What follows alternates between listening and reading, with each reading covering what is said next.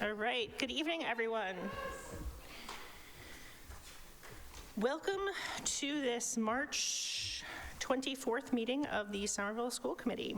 Pursuant to Chapter 20 of the Acts of 2025, this meeting of the School Committee will be conducted by a hybrid participation. We will post an audio recording, audio-video recording, transcript, or other comprehensive record of these proceedings as soon as possible after the meeting on the City of Somerville website and local cable access government channels. With that, Superintendent, will you please call the roll? Through the chair, Ms. Piton. Here. Dr. Ackman. Here. Mr. Green. Here. Mr. Piton. Here. President Pineda Newful. Here. Mayor Ballantyne. Ms. Barish. Here. Dr. Phillips. And Chair Crepton. Here. We have quorum. We will start with a moment of silence and a salute to the flag.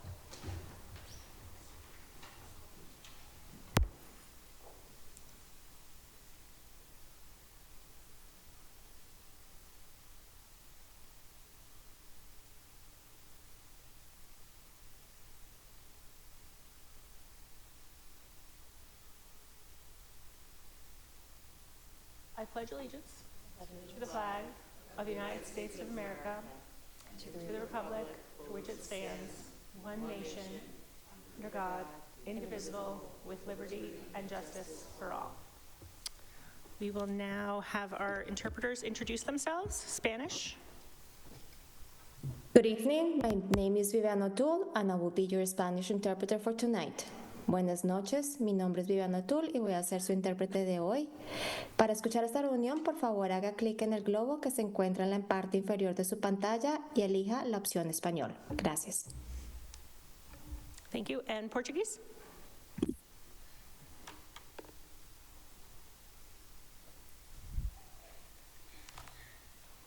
Good evening. My name is Vanusa Teixeira. I'm going to be your Portuguese interpreter tonight. Boa noite, meu nome é Vanusa Teixeira, eu sou sua intérprete de português essa noite.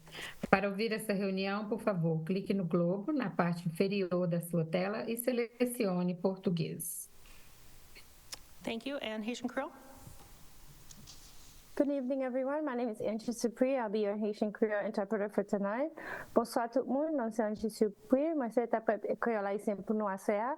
Si nous avons besoin de choisir créole haïtien, tant pis garder un page, cliquez sur le globe blanc, choisir français pour créole haïtien. Merci. Thank you. I believe our student rep has not made it yet this evening. If she is able to come, we will come back to her. That brings us to approval of minutes. I will entertain a motion. I move to approve the minutes from February 24th. Second.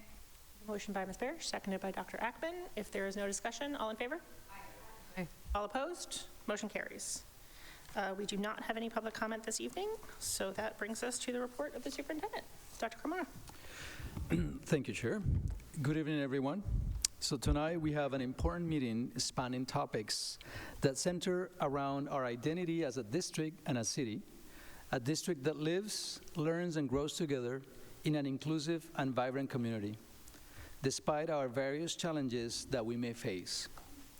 Before we get into our agenda, I want to first acknowledge that we have seen an uptick in immigration enforcement activity across the region that is directly impacting our students and families.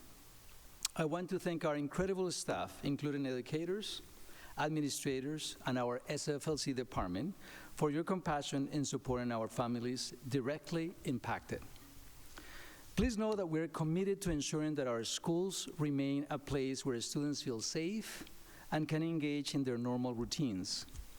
As a reminder, Somerville Public Schools has protocols in place, and we will not allow federal agents access to SPS facilities without a criminal judicial warrant signed by a judge.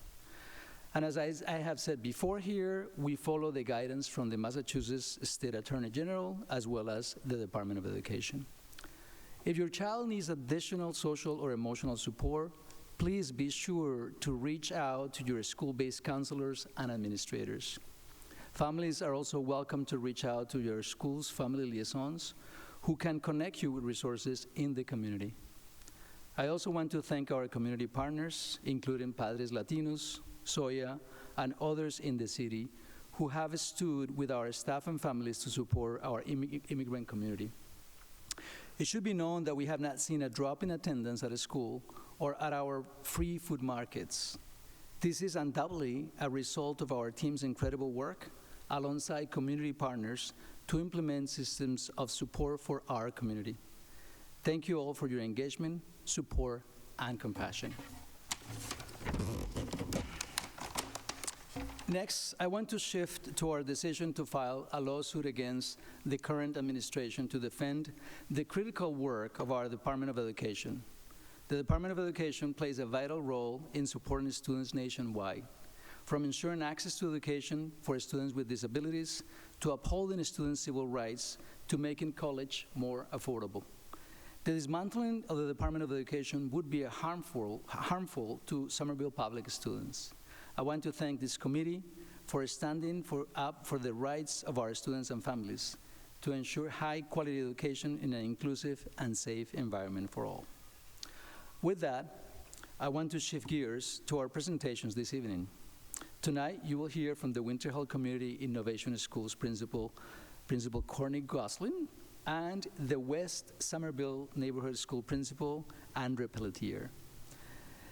So they are here, and they will be leveraging their data and instructional tools to advance student learning and outcomes in line with our strategic plan.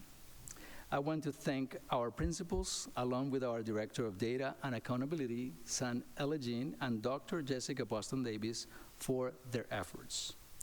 Finally, I want to conclude with a shout out.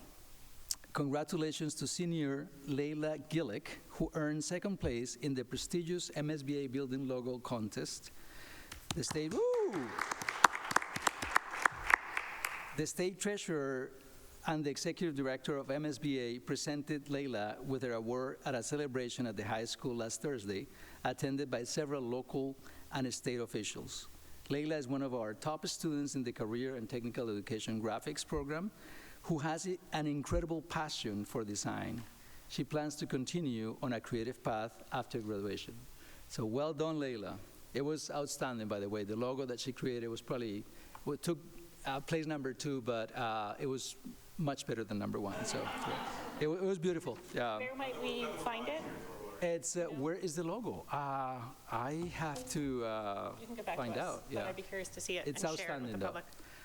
Okay, so let's get started with our presentations, and I'm going to have Dr. Jessica Boston Davis do a quick introduction. Thank you through the chair, and good evening, everyone. So I'm really excited to welcome up the communities from the Winter Hill School and the West to present their school improvement plans. I will go over again at a high level the kind of overarching alignment that we have across our district, and this is in case there's somebody tuning in who may not have seen the previous school improvement plans. This year, there have been a number of things that have shifted a bit from the ways that we've done school improvement plans in the past. Most notably, you'll notice that all of our schools, including the 2 that are presenting tonight, have organized their focus areas under 3 buckets. Those buckets are academic excellence, equity and access, and wellness and joy. We're really, really excited to hear from both schools tonight, and also, again, I want to echo the superintendent and give a big shout out to Samantha Elegine, our Director of Data, who really does lead this process. So with that, I'm going to welcome up the principal from the Winter Hill Community School, Courtney Goslin.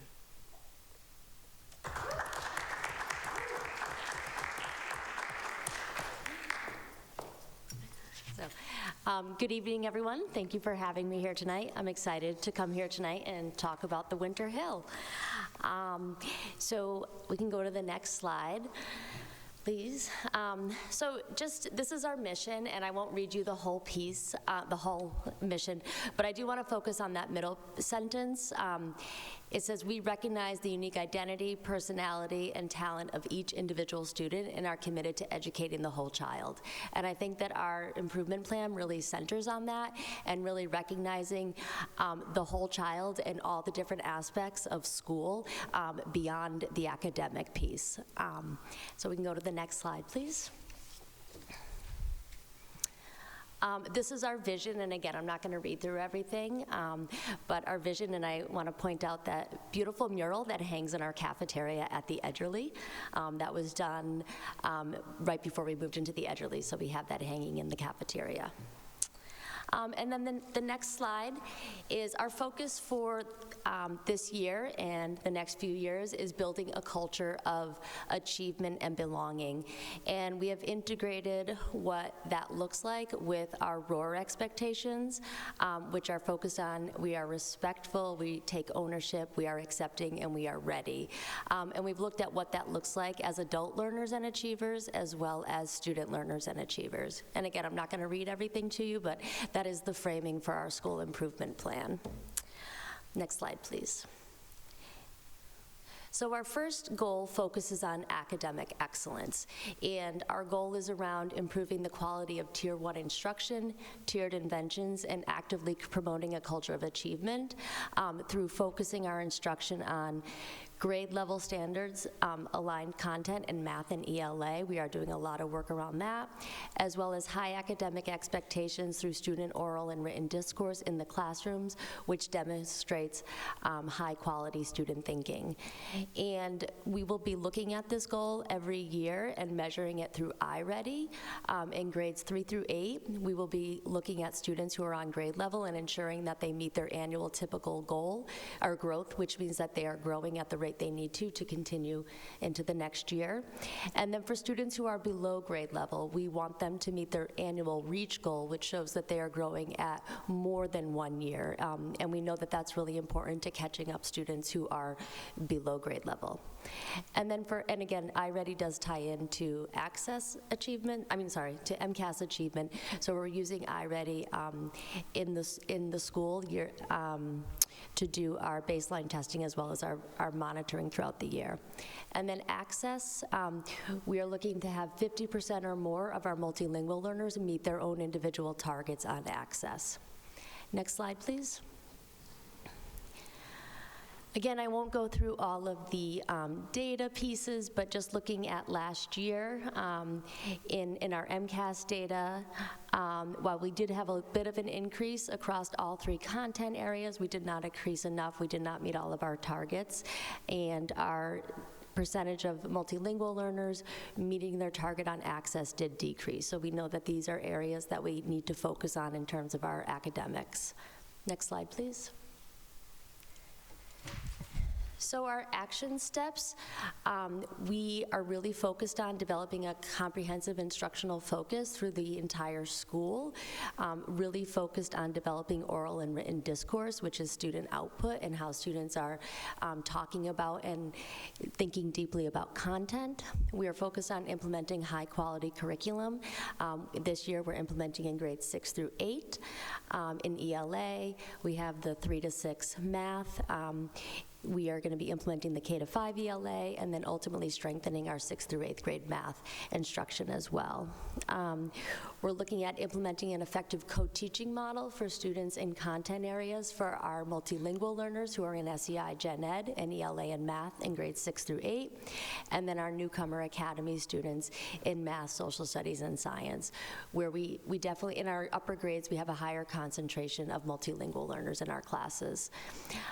We are also ensuring that multilingual learners and students with disabilities have access to grade level curriculum with supports and scaffolds that target their specific needs, and also developing a robust multi-tiered system of supports for progress monitoring and further developing our child study team to ensure that individual students are getting tiered interventions.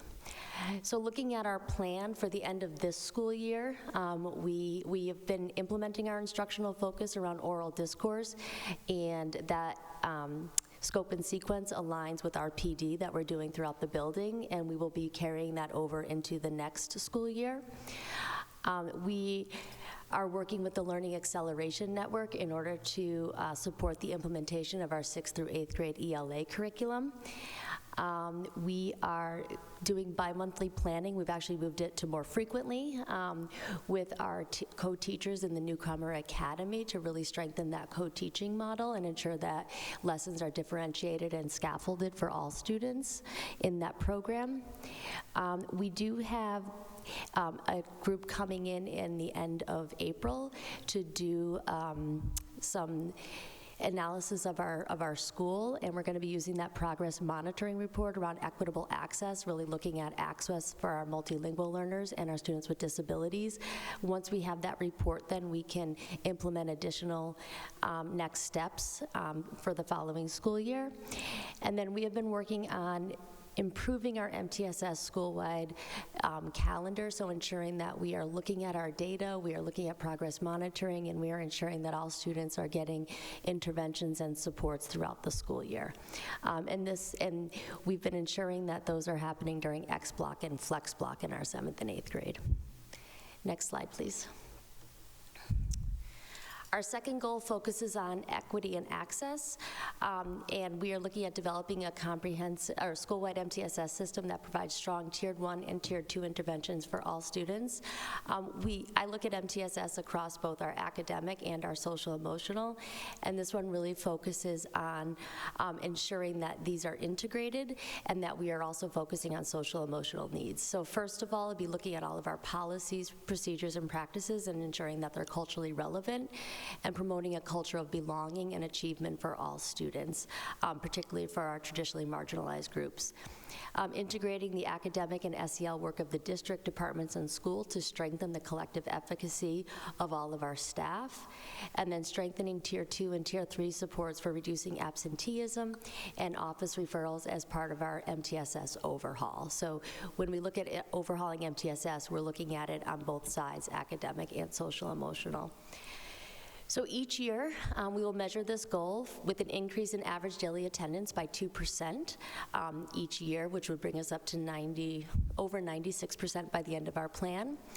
We want to see a reduction in chronic absenteeism by 5%, and then again, we'll be less than 10% overall by the end of the plan. And then reduction in office referrals for boys of color. We want to ensure that it is proportional. Right now, we're seeing disproportionality in our office referrals. Next slide, please. Again, here we have some of the data. This comes from our accountability data from last year, as well as our current data for this school year. We did have an increase in chronic absenteeism last year, and we are looking to bring that rate back down. And we also had an average daily attendance rate of 92%, so we know that that needs to be higher. And then in terms of office referrals, overall, our systems are working in that 87% of our students do not have any office referrals, but what we are finding is that there is disproportionality in the students who are referred and who are suspended. So we are really looking at ways to reduce those. Next slide, please.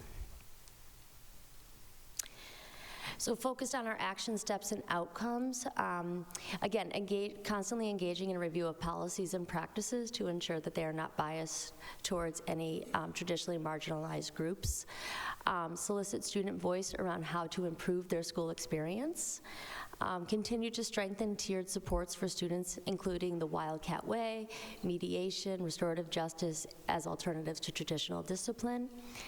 Strengthen our core instructional SEL practices so that all students see themselves as achievers and are held to high academic expectations, and then develop a robust MTSS progress monitoring system and child study team for attendance, behavior, and crisis support. So by the end of this school year, we plan to establish a yearly review cycle with governing board, SST, ILT, and FST, which is our family support team, to review and revise school-wide policies. So looking at those for the end of this school year and making any changes moving into next school year. Develop a plan for the 25-26 school year to systematically solicit student voice. That is something that we have done, but we do not have a systematic plan for that. So that's another piece that we'll be looking to implement next year. Revise the Wildcat Way of instruction to include more clearly defined Tier 2 and Tier 3 interventions. We have really been working on defining our Tier 1, and now we want to move into the Tier 2 and Tier 3. And then develop a robust MTSS system to implement Tier 2 and Tier 3 supports around attendance and around office referrals. Next slide, please. So our third goal focuses on wellness and joy, and ours is really focused on a comprehensive social emotional program accommodation plan for Newcomer Academy. What we have found is that our students in the Newcomer Academy present with different challenges than our general ed students. And while many of our general ed students are responding very well to our Tier 1 practices, we're finding that our newcomer students need additional supports across Tier 1 that everybody gets to ensure that they are successful. So we really want to define the programmatic social emotional supports that are integrated into Tier 1 and show how it's different for newcomers, adapt the Second Steps curriculum for newcomers, provide language affinity Tier 1 support groups for all newcomer students, and provide specific opportunities for newcomer families to connect and be active participants in their child's education. We will measure this goal by a reduction in office referrals and suspensions for students in Newcomer Academy, and increase in positive social emotional indicators. And we have not selected a tool to measure that, but that would be something that we do in the fall. We would do a baseline and then monitor students throughout the year. Next slide, please. And this is some of the data. Again, what we're seeing is that while our practices are working for a large majority of our students, they are not necessarily working for our students and newcomers when we look at the number of office referrals and the number of suspensions in regards to the rest of the school. Next slide, please. So our action steps and outcomes, so first of all, defining a tiered system of social emotional support and really building out the Tier 1 and how that looks different from the rest of our general education classes, making specific accommodations and modifications to the Second Steps curriculum to ensure access for all newcomer students during RISE block. RISE block is our social emotional block that all students have every week, so that will look different for newcomers. Build out a comprehensive scope and sequence for school adjustment for newcomer students during X block or flex block. So all of our students have supports from our bilingual counselors who go into classrooms and meet with each class every week. So we really want to ensure that we have a plan for that and a real scope and sequence around the various issues that come up throughout the year. And then also, how are we constantly bringing in new students into our systems, because we do receive students sometimes every week, it feels like. So we're constantly getting new students into the program, so we have to constantly think of how are we integrating them into what's already been going on for the year. And develop clear protocols and procedures to ensure wraparound services are integrated with school and families. Again, this is a community that we find needs additional support, so really being integrated with our liaisons as well as our counselors, and then also looking for ways to bring families in and be able to connect with each other at school. And then by the end of this year, we are going to develop the program description of what it looks like and how it's different. We're going to convene a summer working group to really focus on what are we going to use to determine social emotional indicators, the scope and sequence for the RISE block, the scope and sequence for the Tier 1 whole class, and then delineation of specific supports for classroom teachers regarding SEL for newcomer classes. And then finally, develop a comprehensive plan for engaging newcomer families for the following year, and really looking at their specific needs and what will be engaging for them within the school. Next slide, please. And our last goal is around family and community engagement. We really want to look at our engagement initiatives and connect them with student learning and development. And this will be measured by increased engagement in school events, including parent-teacher conferences, showcase of learning, back-to-school night. And we really want our grades 4 through 8 to be commensurate with our pre-K through 3 engagement. So if we go to the next slide, we can see the data from this year and what that looks like. So we have our Wildcat Kickoff, which is our open house in September. The way we measured that this year is we had students we make our events open to families, so our students were at our back-to-school night, and they would get a sticker for every teacher that they went and introduced their family to, or their adults to, and 22% of our students handed in a sheet, and then we do a little raffle with that. So we had 22% of them we didn't take the actual numbers per grade, but a lot of younger students. And then for student volunteers, we had 10 older students come in and volunteer to help out around the school. For our conferences, if you notice, we have a higher percentage of our pre-K through 3 families who are engaging in conferences, and the numbers decline as we go up in the grades, so 4 through 6, and then 7 through 8. So we really want to increase the participation in our upper grades. And then our showcase of learning. This is something we've done for the past 3 years, and it feels like a big turnout, but we don't have the data on that, so we are going to collect that data, and then we will continue to measure that. And again, our goal is to increase the amount of engagement with families in these types of activities. Next slide, please. So our action steps are developing a guide for teachers to communicate with families around academics that honor and recognize families' existing knowledge, skills, and forms of engagement. Design events that connect directly to student learning. And one of those, we had the 3 that we just talked about. We do have Leadership Day for grades. Again, this was more around community, but we did do that on Friday. And then support PTA events, including the International Potluck Dinner. So we had our first International Potluck Dinner a few weeks ago. It was amazing. It was a wonderful event to bring everybody in. And then, again, our action steps really tie into that, develop the educator guide, review our participation, and then the other piece we want to look at, again, especially around the middle grades, is really looking at how do we move to student-led conferences to have our students really invest in their learning. We find that it's more powerful, and students always bring their families and their adults in, more so than anyone else. So we really want to see how we can increase that level of engagement from the students so that we can, in turn, engage the families. Next slide, please. I think that's the last slide. So I just want to give a huge wildcat roar to everyone who supported with this plan, and then a wildcat roar to the Somerville and Winter Hill community for transforming we like to call it the Wedgerly now, and focusing on continuous improvement. And just a few things. The middle one is our staff from the first day of school. The left side is the cafeteria transformed for the middle school dance, and the right side is movie night in what we like to call the play yard, courtyard on Otis Street. So we're making it home.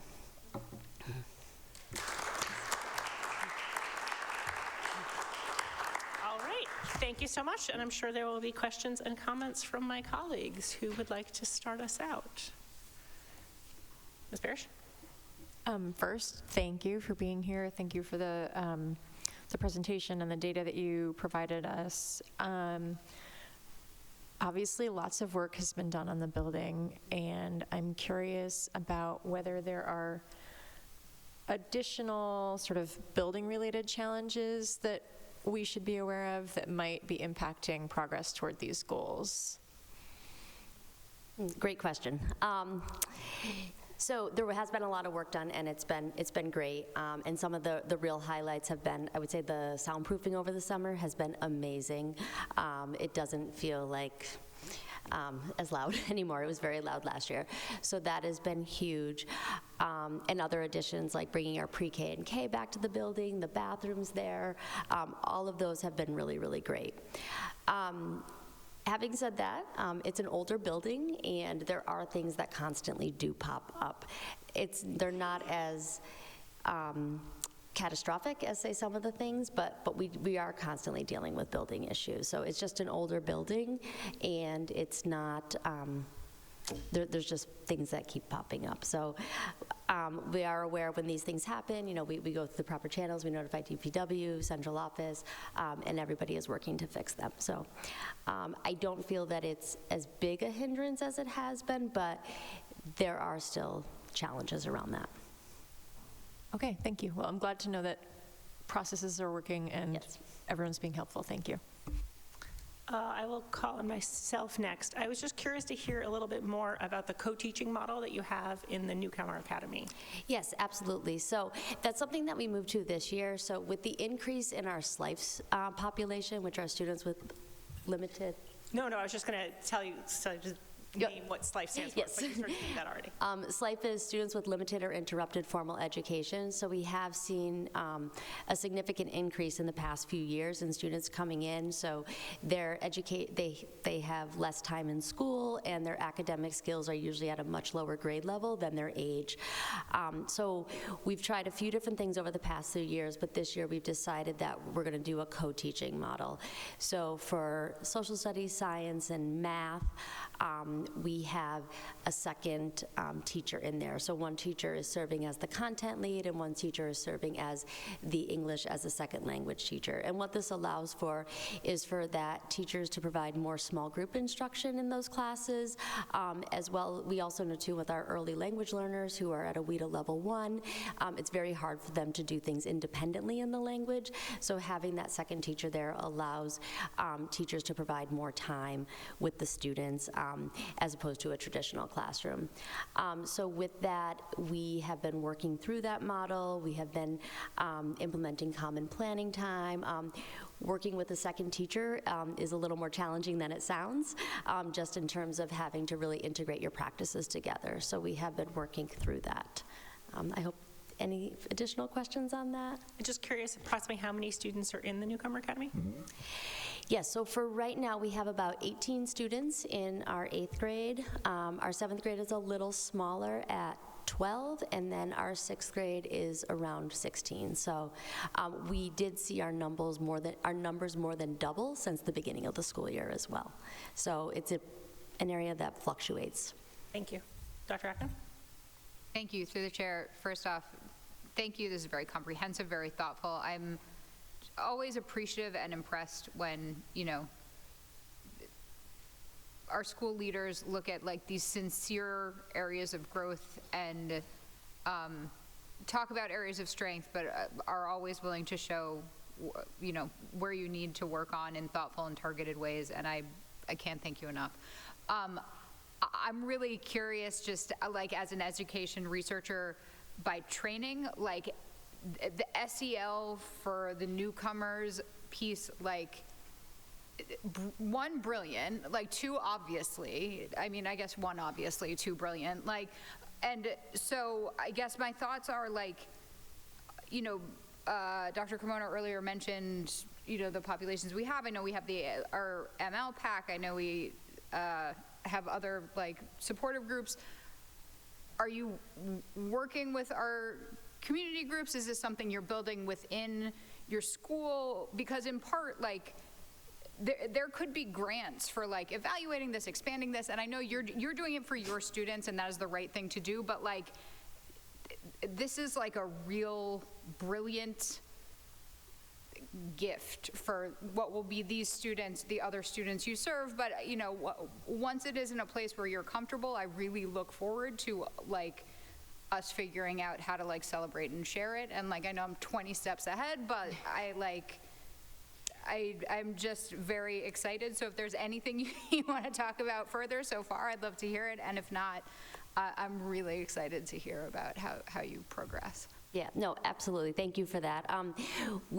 Yes, all those, we would definitely like to do that. I think right now we're really trying to put all that we're doing together into a comprehensive packet so that we can present it. I think right now there's a lot of really good things happening, but it's not all integrated and put together. So that's part of our goal, is to really just put it on paper and say this is what the program is. And yes, we do work with outside agencies or outside community resources. Again, it's not like we don't have a comprehensive list, but our liaisons, they're in touch with various organizations that provide basic needs. One of the great things that one of our counselors has done is we've partnered with the Children's Room in Arlington.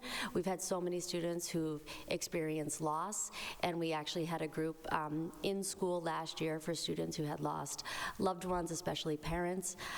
So we are doing those types of partnerships. Again, we just don't have all of it put together in one place to say, this is everything we've done. But once we have that together, we will, hopefully next year, when we come back, we can share it with you next year. And then absolutely, we can do whatever we need to with it next.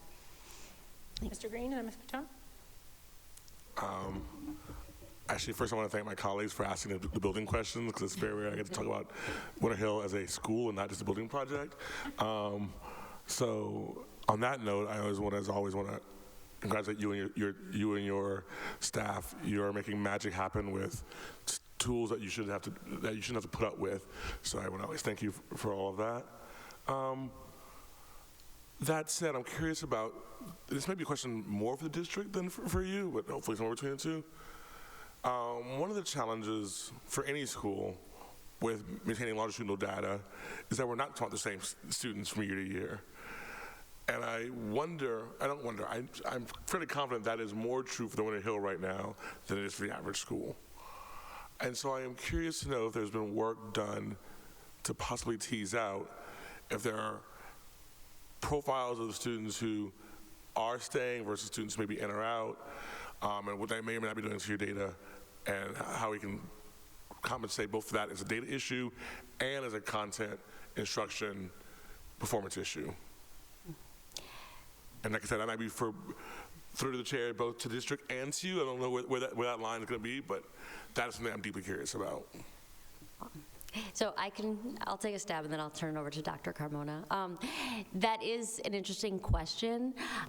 We have looked at that, but not as comprehensively as we need to, and really looking at our students who are at Winter Hill, what is the progress they're making versus students who are coming into us and sometimes aren't with us for maybe 1 or 2 years. So we do need to look at that piece, but we haven't looked at it as deeply as we should. But thank you for that.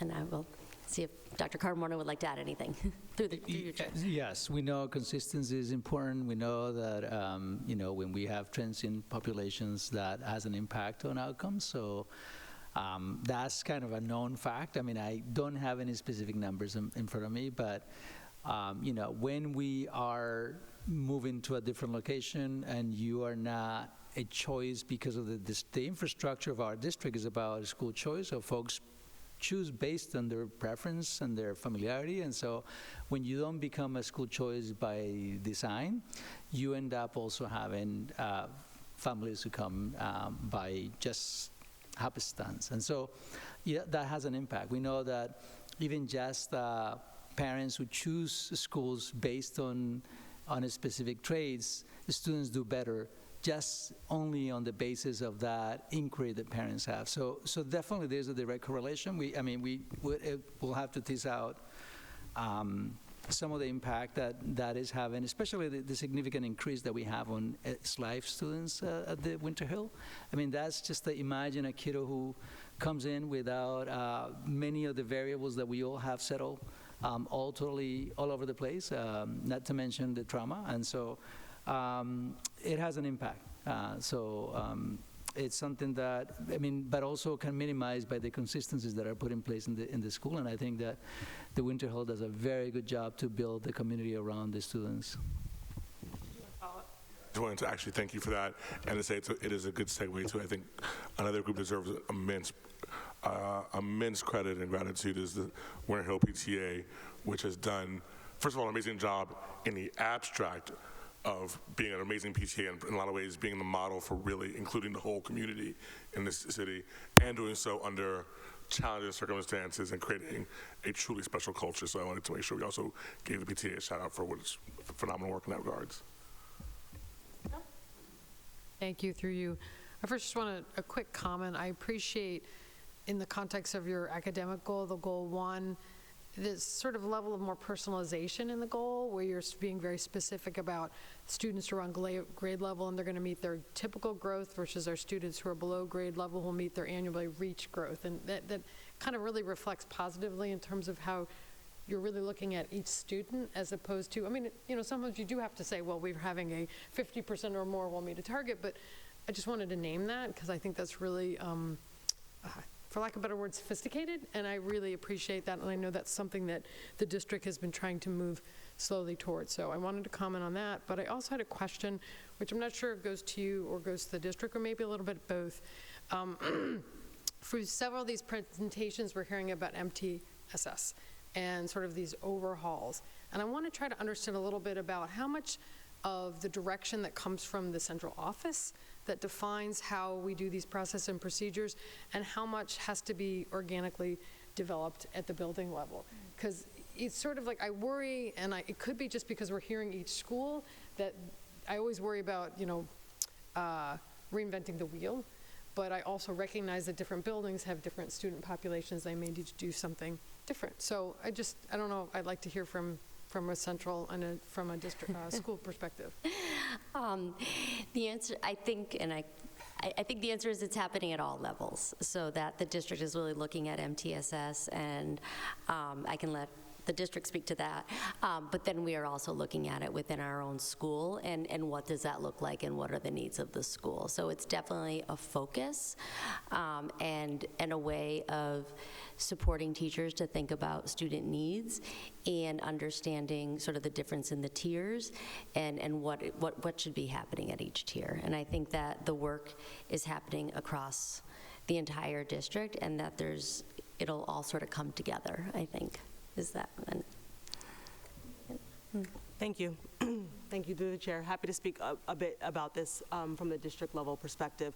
I agree with everything that Principal Gosselin just said, and I'll also just name that in the academic priorities set for this school year, one of the 5 priorities was around MTSS, getting a clearer understanding across our district about what practices are currently happening. First of all, just getting a sense, what's happening at each school, what is aligned, what is different, what are some of the best practices, how can we share these things. We happen to have a fantastic superintendent fellow this year who happens to be here, who this was his strategic project.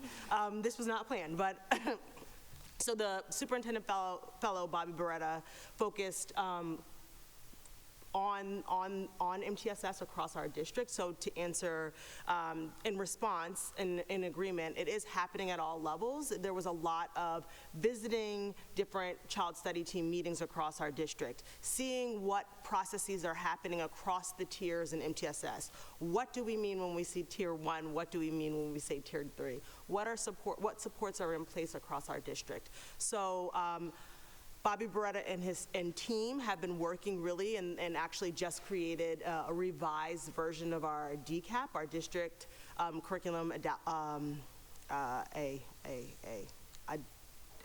Accommodation. Accommodation, thank you. Accommodation plan, thank you.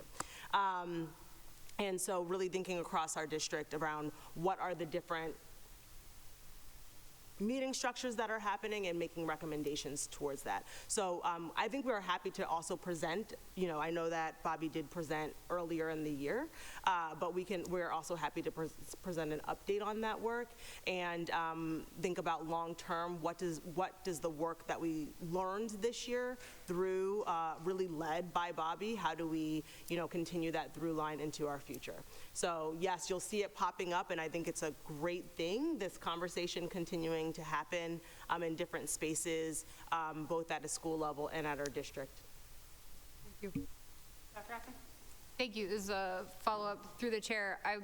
My request would be that, you know, as you're building that out, if you are also willing to sort of bring in how multi-tiered systems of support tie in with special education and how it is helping students, you know, who aren't being identified for IEPs but still need help, and that is the origin of MTSS, but that, you know, it is, that is an aspect of it as well. If you're willing to tie that in, I would appreciate it. Absolutely, thank you. Thank you, through the chair. Wow, so much to respond to, and appreciate all of my colleagues' comments. Principal Gosselin, I wanted to compliment you on the use of data and your systematic approach.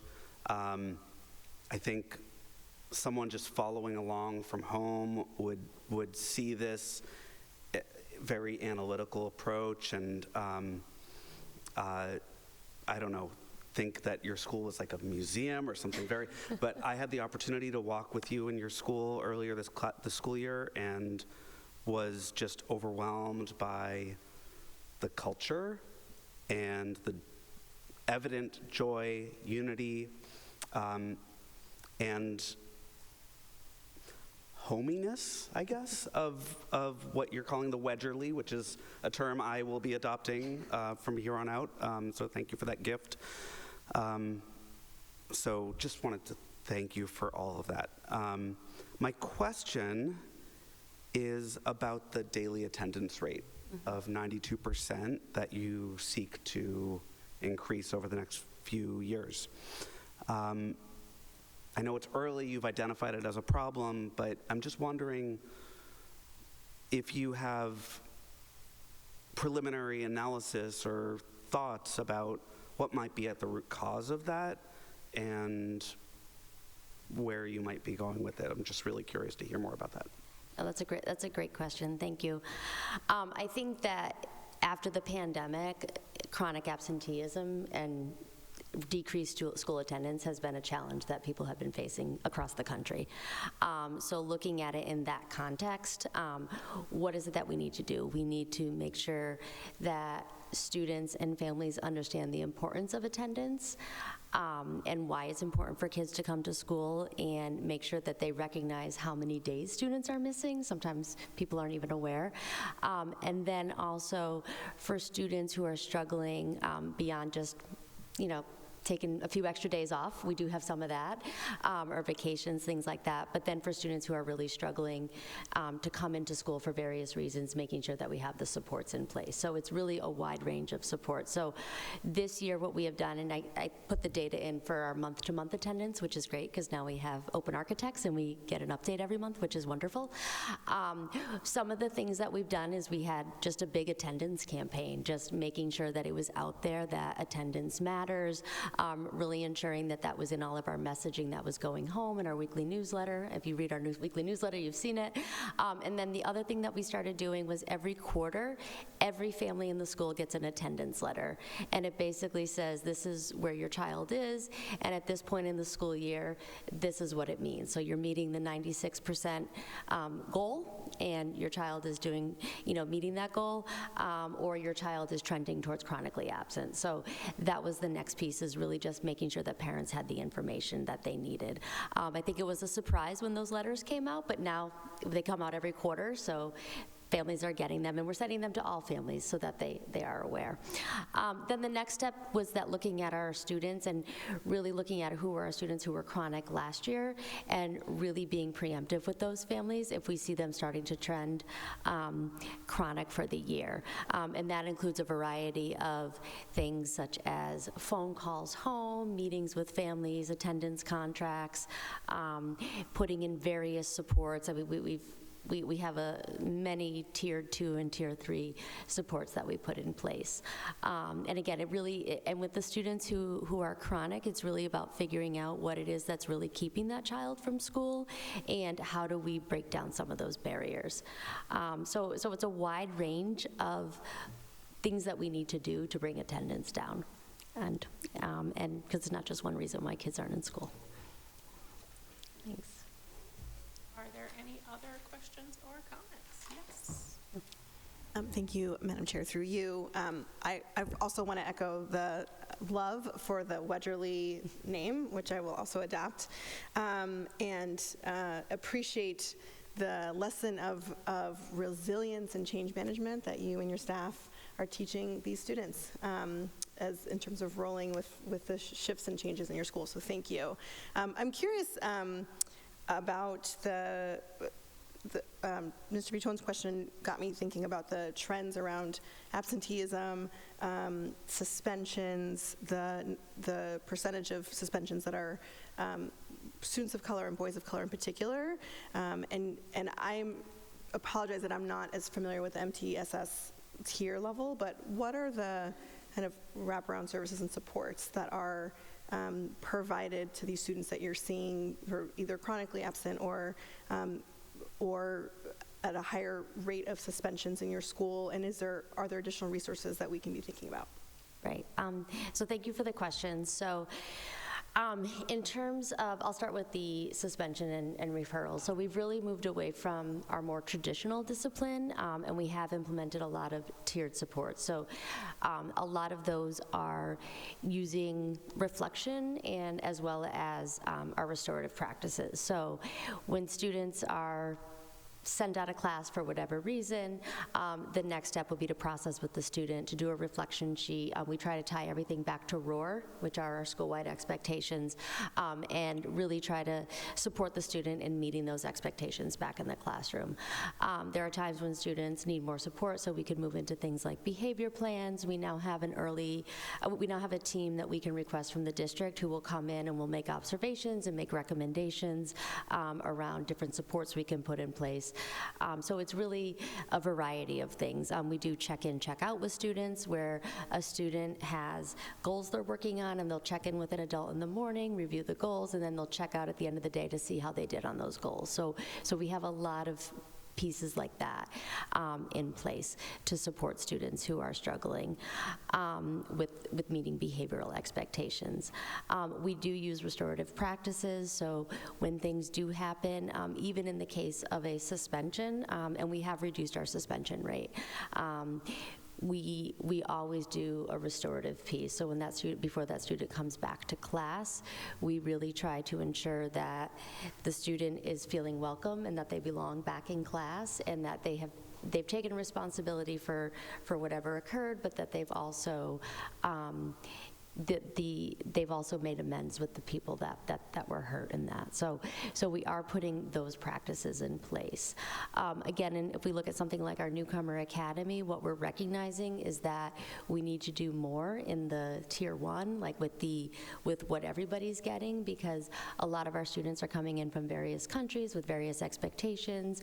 There has been a lot of trauma for many of our students who are coming in as newcomers. So we recognize that sometimes we need to do more for all students in the classroom to build that classroom community so that students feel safer, which at times can avoid some of those behaviors that we're not expecting in school. So we're really looking at it through a variety of approaches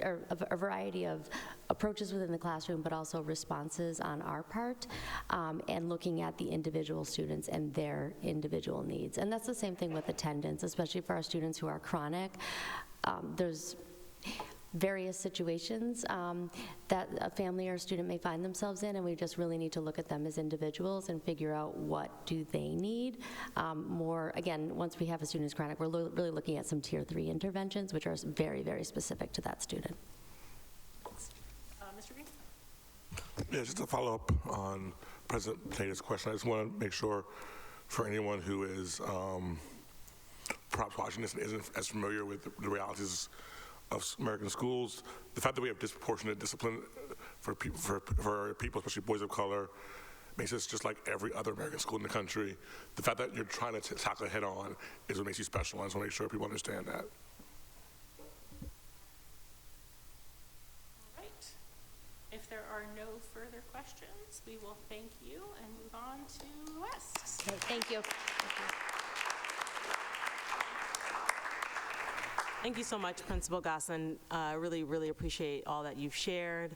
And I want to just say right before we welcome up the West, that in all my excitement, I left off kind of the heartbeat goal that is our fourth goal across our commonalities, which is family and community engagement. So that was an error on my part, but it's so important and obviously came up a great deal in this conversation.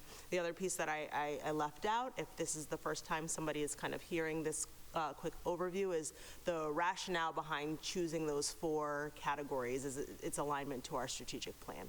So wanted to just make sure I named that in the framing, and now I'm really excited to welcome up the principal of the West, Andre Pelletier.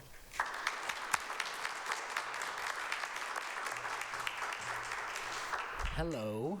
I got a team back here, so thanks for showing up, especially Isabel, because she came just for us, I think, right? Yeah? Okay. Thank you, Crystal. You can go a little bit further. I included some slides.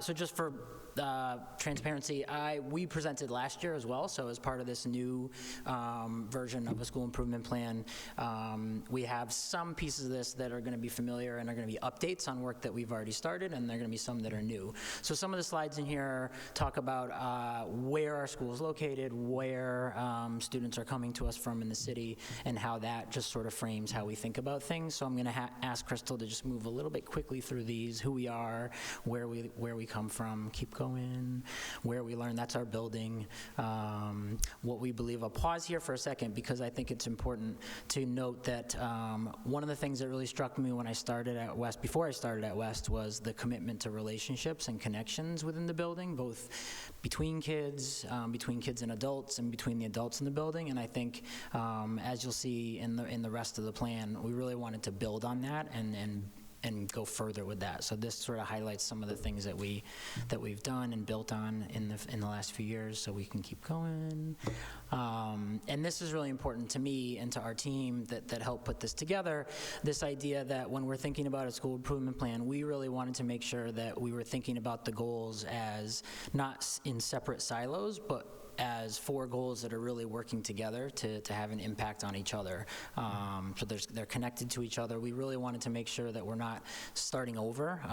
One of the things I appreciated about the questions about Courtney's plan was that idea of like, let's make sure we're not reinventing the wheel. There's a lot of great things happening in our building, and we want to build on those, not start over.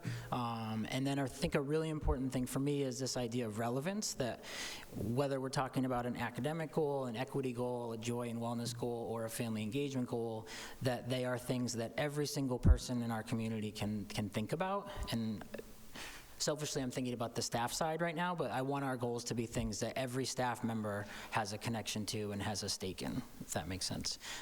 So with that in mind, we can move a little bit further. And so I sort of framed it as a puzzle. So the 2 goals that are existing, goals that we established last year and that we'll continuing to work on, are the academic excellence goal, which is around student discourse, and the equity and access goal, which is around the connections to adults in the building for our students. And then the 2 new ones that we worked on and are excited to engage in are around wellness and joy. And we really centered on this idea of engagement and ownership in kids' experiences in school, and family and community engagement. And we really wanted to think about how we truly partner with families as opposed to just asking them to come visit. So we'll try to move through them a little bit. So this is one of the existing goals, and again, this idea was to create some kind of framework that helps us think about discourse as something that we can touch on and think about in every facet of a student's experience in our school, whether it's in PE, whether it's in library, whether it's in a math experience or an ELA experience. How can we build the capacity in our educators to really think about and focus on discourse when we're thinking about what kids are doing in the classroom? So this is a goal, again, that we identified last year and that I'm going to share some updates on, so we can keep going a little bit. Thank you. So this is from the Conditions for Learning survey that we do, and this is about the idea there being, our kids feeling like the work is interesting and engaging. And we've had a little bit of an uptick already, and just like a little over less than a year since we established this. I think it's gone up 10% in terms of agree or strongly agreeing with that statement, so we want to continue on that trend as well. So we can keep going. Thank you. In terms of updates, so we've done some really cool work at the building level to really establish this as a focus. And so part of that has to do with the feedback and the focus that our instructional leadership team has had when we go into classrooms and when we give feedback to people. The tools that we're using to frame our observations and to give feedback are really prioritizing how are kids engaged in discourse in the tasks that they're doing, and what are the things that we can improve upon and share. The other piece that's green up there, so green is stuff that we've done already or is established, and the orange is kind of like the next steps, is we've kind of started to establish a culture of learning from each other in the building. And so at each of our professional development meetings that we've had, building-based meetings, we've had staff from across the building share practices that they're experimenting with, that they're trying, that is leading to student discourse in their classroom. So we've had a bunch of new teachers, one of whom is here with us, Risa, who are just new to us this year, stepping into that role, and a bunch of veteran teachers as well. So it's a nice way to kind of get a sense of what's happening outside the four walls of your classroom. And that leads to some of the steps we want to build towards are creating some kind of framework, and this is like a little bit of a coverage challenge, but to get people to actually be able to visit other classrooms so that they can see that and experience that and bring stuff back to their classroom. People are excited to do that. And then another piece of that is thinking about our ILT and how they can help facilitate some of that. At Healy, they have a 2-year-old practice that's been really strong about getting the ILT to do walkthroughs and sort of identify practices and bring them back to the entire building. So our team is really excited to do that. And I just wanted to add that the way the common planning time has impacted the structure of our ILT has really helped that, because our ILT used to be really about who wanted to do that work, which is great, but it was slanted towards like a bunch of counselors and a bunch of early educators in our building, which have really great perspectives, but not sort of the wide range across a pre-K to 8 building. And so the way that the structure is now with CPT, common planning time teams, and the leaders of those teams being the ILT in the building, we have a wider range of sort of lenses. So we've got a pre-K teacher, we've got a grade 4 teacher, grade 6 teacher, grade 8 teacher, counselor. We've got all those perspectives at the table in our ILT, which is really having an impact on this. We can keep going. And then really quickly, I think that I've shared this a little bit, but the idea here is to develop a framework within our building where people are building an understanding of what it means to focus on discourse and the tasks and the practices that we have in our classroom. And so we're building towards that in a bunch of different ways. Next goal. Our equity goal is around connecting to kids. So this is one that was not new to the school last year, but is something that we sort of solidified in terms of a school improvement plan, this idea that connections to adults matter in kids' experiences in school. So our goal is for all of our kids to have connections to adults that they trust and that they feel they can lean on. And we can keep going, Chris.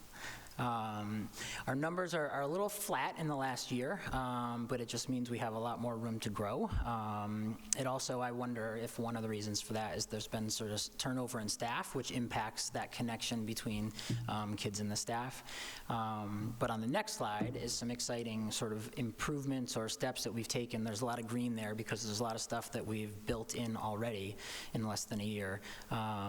We had a group work last summer to formalize this hearing all students process that we do. So 3 times a year we have all students pre-K to 8 fill out, with help of adults at some stages, a survey that identifies who they connect with or who they identify with in terms of adults in the building. And what the team, Liz was on the team, so thank you, Liz, for doing this.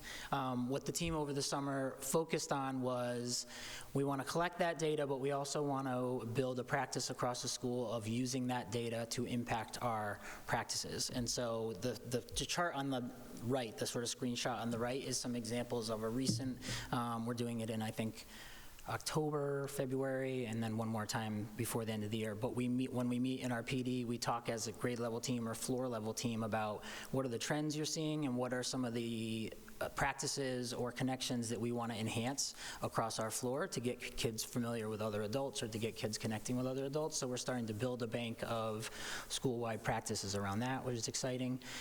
We've established a student check-in form that students can fill out on their own independently in the upper grades, 5th through 8th grade, so that if they need to check in with an adult, they can do that. And then we've also, a big thing this year has been partnering with Big Brothers Big Sisters. We have a slew of folks from Tufts University who are coming down the hill to work with a bunch of kids in our building. So they're not the adults, on our staff, but they're still connections with other people in the building that we're trying to build. So those are some of the things we've done and will continue to do. We can keep going. Thank you. And again, the big picture here is we really want to focus on, are we understanding and learning about who kids are connecting with and who they're not connecting with, and how are we making sure that we're thinking about that as we move them forward in their experience. We can keep going. And the new goals.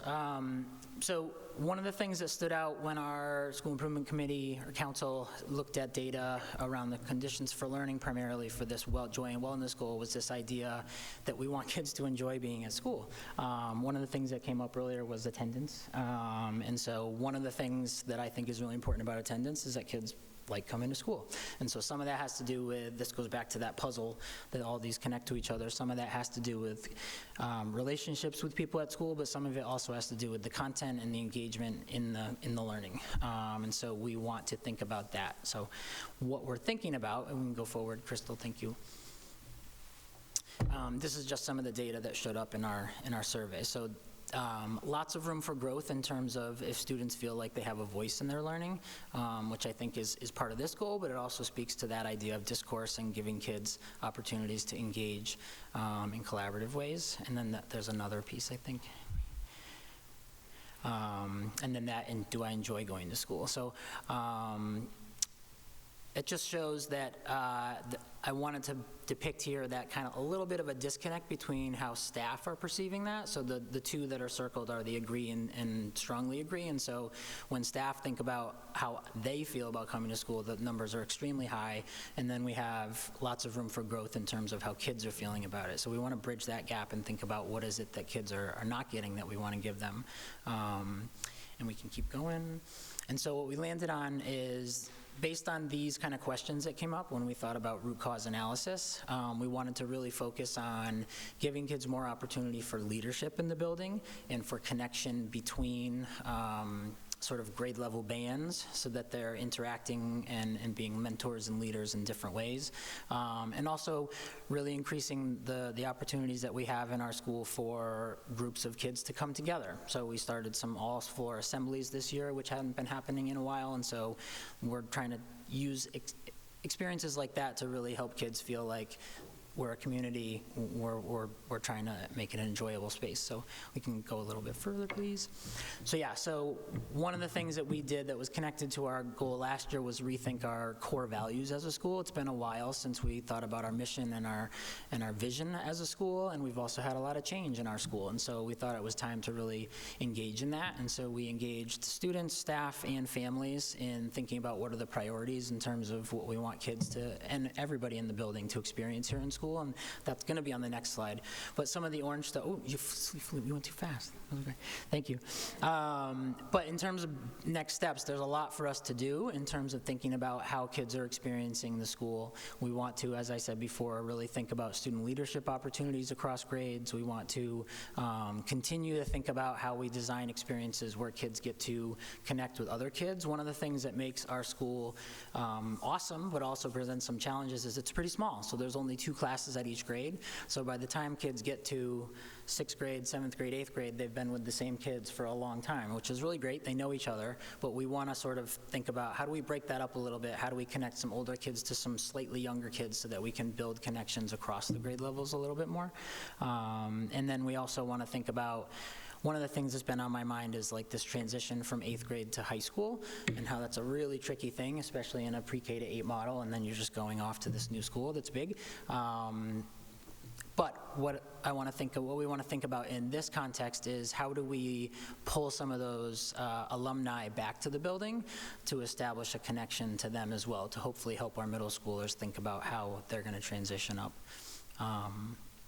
Next, please. And so this is what we landed on after doing a bunch of voting and a bunch of surveying and a bunch of work around this, is that these are our new core values that we launched this year. So at West, we strive to care. We show curiosity, creativity, acceptance, respect, responsibility, and empathy. So those are going to frame everything that we do moving forward.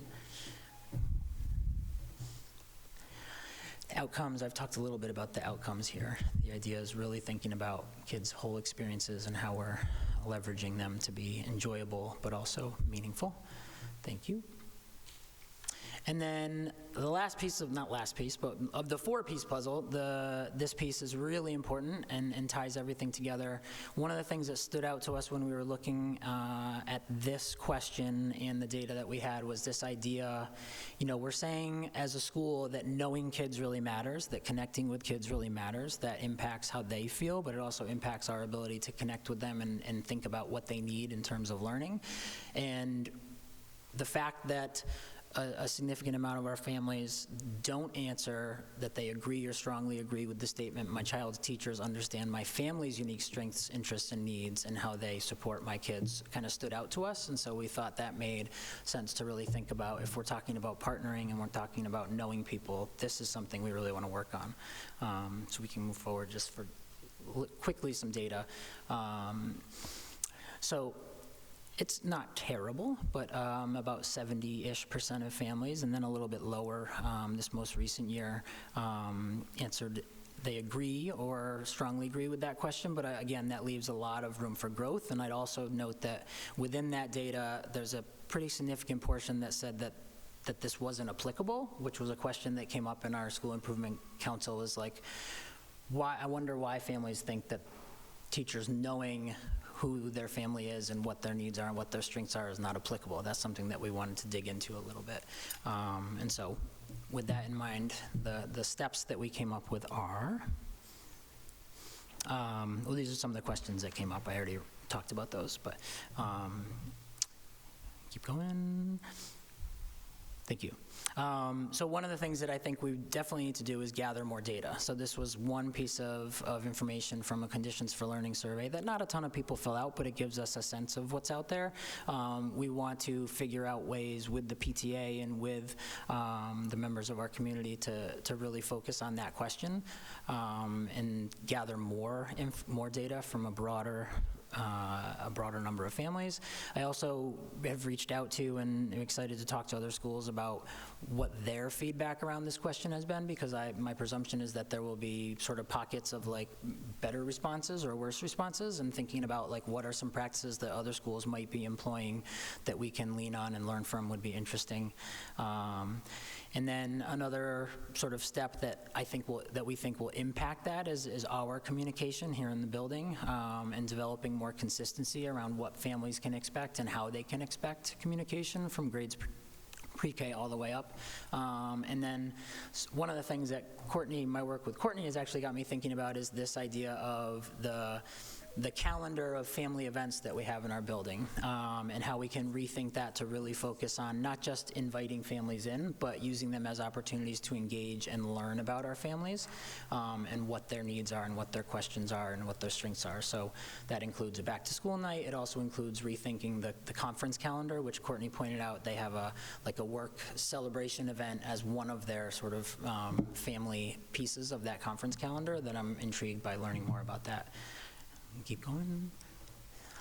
And the outcomes, I think, kind of speak for themselves, but the idea here is that both we start to see families as connected to their kids' school experiences and understand what their strengths are and what their needs are, so that we can leverage that, but also that, almost more importantly, families feel embraced and welcomed and valued in their experience with us as well.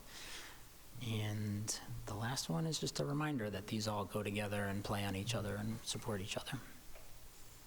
All right.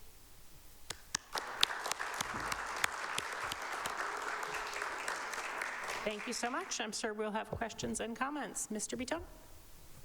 Thank you, Chair. Through you, Mr. Pelletier. Thank you. I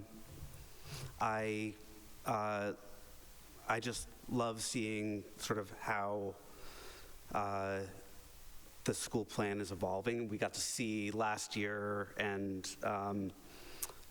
this year sort of how the Wolfpack is kind of pulling together under your leadership. So I also just really appreciated seeing you name how the 4 goals are interconnected and really highlighting that. I love the puzzle imagery because it's spot on. Without any one of those pieces, right, the whole thing doesn't form a cohesive picture. So just really, that resonated with me. And to that point, I thought you brought up an incredibly important point on the last slide. When students see their families as connected to their school experience, your long-term goal is seeing their families as connected to their school experience because we invite families to be connected. Sorry, I was trying to incorporate what you wrote into what I was saying. It didn't quite work, but I was speaking with, sort of out of context here, a family, not a West family, just a parent, and it came up in conversation that when teachers and the school really have like an open and inviting partnership with parents, it strengthens the kids' education, because then parents can reinforce what the kids are learning at home. And so I just wanted to say I thought this longish term goal was spot on, and I just wanted to applaud you and the team for adopting it. That was it, not a question. Thank you. Okay. Thanks. Mr. Green. Thank you, and thank you, Mr. Pulitzer. Lovely name, by the way. I think I mentioned this last year, but I really love the focus on what I call caring adults. We know that data is pretty clear that the presence of a caring adult in your life is a massive predictor of student success. And since you've been out now for a year, I was wondering if you have data around which students don't feel they have that, how we've changed that over the course of the year. Like, can we some data around what's going on with that as we've looked at it for a year now? Yeah, I mean, I don't have that at my fingertips, but I would say anecdotally what we've noticed is that I think the most gaps in terms of that have shown up in the middle school. And I think part of the root cause analysis for that, it's kind of messy, because one of the things that has just been true at our middle school level is that there's been a lot of turnover in teachers. And I guess the hypothesis we're creating around that is that, like, A, we hope that doesn't keep happening, but B, that's why we feel like it's important to establish connections that are across the building. And so one of the things that we focused on in those 3 times a year PD times, where we're really looking at that data and thinking about what does this tell us, what do we want to work on with that, is, are there pockets of connections for kids? So for example, are kids only saying they're connected with their classroom teacher? Are they only saying that they feel really trusting of their counselor? And how do we branch that out? How do we build a net for each student?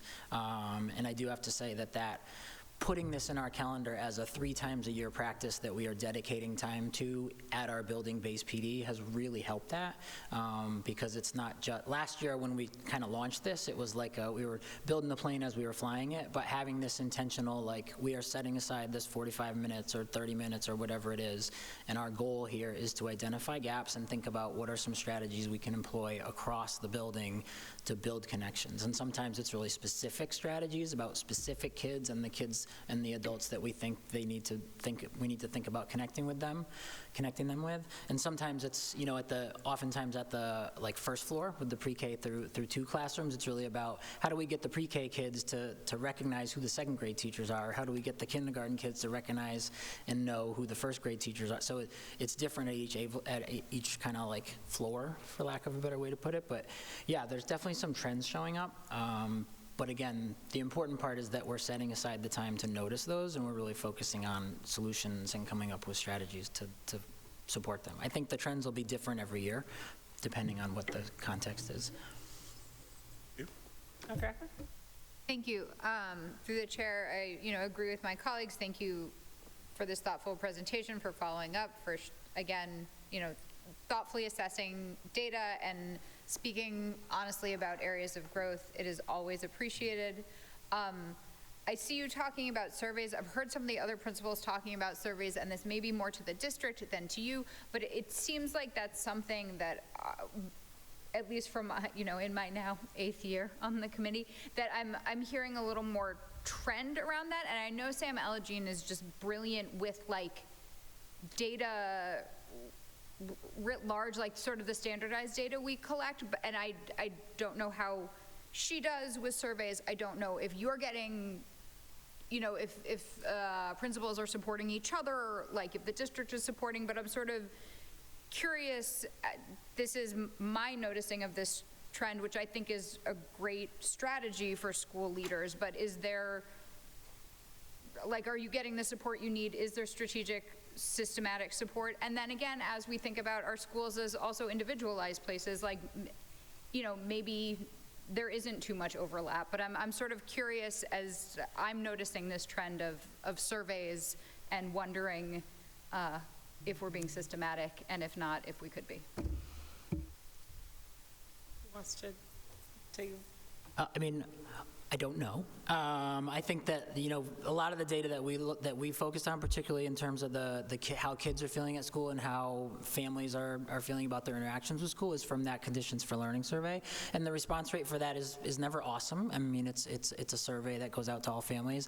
I think we're using it as a barometer to say, what are the sort of trends that we see, and then part of our big next step is how do we dig in deeper with this with families. So for example, our PTA is planning to sort of co-lead some sort of site-based hopefully gatherings of families, so at our school, at a couple of the housing developments in our neighborhood, and a couple other places, to try to gather more information about that question that popped up in different forums, because I don't think it's perfect. I would say that the idea that all the schools are kind of like pulling from those 4 categories for our school improvement plan helps in terms of connecting with other schools about similar challenges or similar questions. Although I think every school has a different goal, right, within that category, but I think that does help a little bit.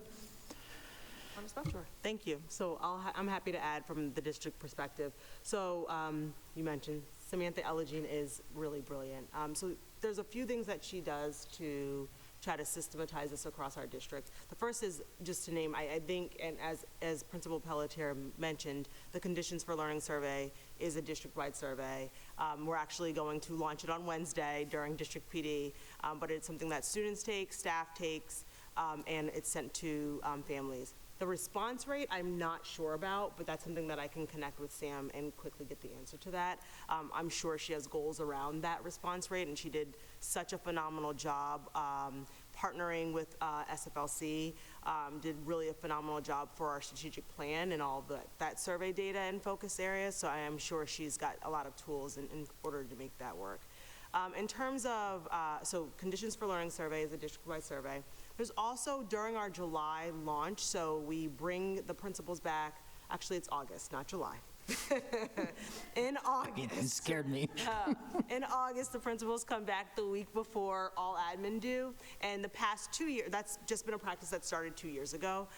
In the past 2 years, there's been a chunk of time that Sam has where she does like a data dive. So she does like a data scavenger hunt. This year she did that particularly as people started to learn their way through open architects, which is something that Principal Gosselin referenced. And so in that way also, there's often questions as it relates to different systems like iReady, to the Conditions for Learning survey, where principals have kind of the guiding framework and questions, can reach out to Sam and our other data specialist, Arundhati Saral, for support, but they're able to kind of say if they want to focus in on the Conditions for Learning survey, use those guiding questions and go deep there with their support. So that allows for that kind of individualized tailoring and decision-making about where to focus, but kind of the overarching system of when principals are looking at the data with the support of SAM. So that's kind of how we're currently working in terms of systematizing our surveys across the district, and always happy to receive feedback and improve. I would just add that like the open architects thing I think is going to be huge because it's pulling all of our data sources into one place, which has been a real like sort of pain point. So we're really excited about that. Ms. Parrish?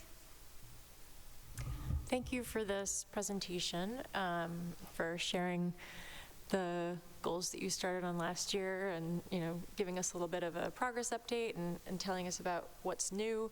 I'm curious if you noticed any connections between questions in the survey, like I enjoy going to school and I feel is an adult I can connect with, and whether there's any grade trend on those things.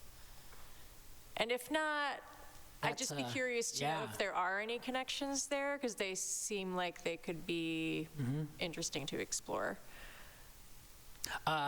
We thought about a few connections that we had trouble kind of figuring out. One of the sort of weaknesses of the conditions for learning is, and I'll speak to the family part. For the kids, it collects grade level, it collects those different types. For families, it doesn't necessarily do that.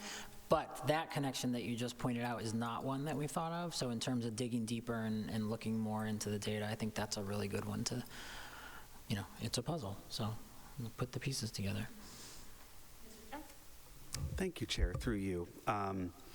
And if you need any help with a multivariate analysis, I'm somebody? Very happy to help.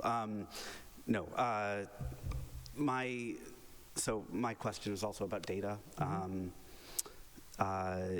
Your wellness and joy goal, you had a short-term goal of more opportunities for student leadership, and I'm great. And I wonder how do you think about measuring that? Yeah. And students and adults building more comfort with incorporating student feedback. Again, how are you thinking about assessing whether you've made progress on that front? I think there are a couple ways. One is just strictly measuring the number of things that we do that offer those opportunities. So for example, this year we launched these all-floor assemblies, so we have them on Wednesday this week, and right now they're kind of led by the adults in the building, but the goal is for us to build out a team of kids, or to think about do we do one assembly that's led by each grade over the course of the year, something like that. So I think there's a really simple piece to measure, which is how many events do we have that put kids in front of other kids. And then I think one of the things that came out of sharing this with the ILT was this idea of really thinking about leadership within the different grade bands and within the different grades. And so part of the next steps is going to be working with grade level teams, for example, to think about how can we put kids in more leadership positions or opportunities or in front of other kids, and then we're going to have to build some measurements after that. But I think part of the first plan is prioritizing this as something that we want to establish, and so the first measure is going to be are we giving those opportunities, and how many are there, and where are they? Are they more for older kids, more for younger kids, and how do we balance that out? Oh, another one. Thank you. Just to follow up, and I love that, and I think just thinking about your puzzle, this ties into the Westie alumni network that you have, at least in the last few years. I'm not sure if, I'm not at the school these days with the 7th graders who doesn't want me tailing into school. So, but at least in the last few years, I saw a lot of, Westie alums in leadership roles at the school, as teachers in the after school. And it just was a really wonderful connection, and seeing that as a sort of a way to envision yourself as a student, that you could be in this position too. So just wanted to just pull all those little pieces together. Actually that reminds me that, part of it is as a school and as the adults offering, building opportunities like that for kids, but also another piece of it is building a culture where kids feel like they can come up with, promote ideas. And so, for example, we have an 8th grader this year who just wanted to start a newspaper, and so last month started a newspaper club that meets every Tuesdays, and they're about to launch their first. So I think part of it is building a culture where kids feel like they can have that opportunity to just say, I want to try this thing. So.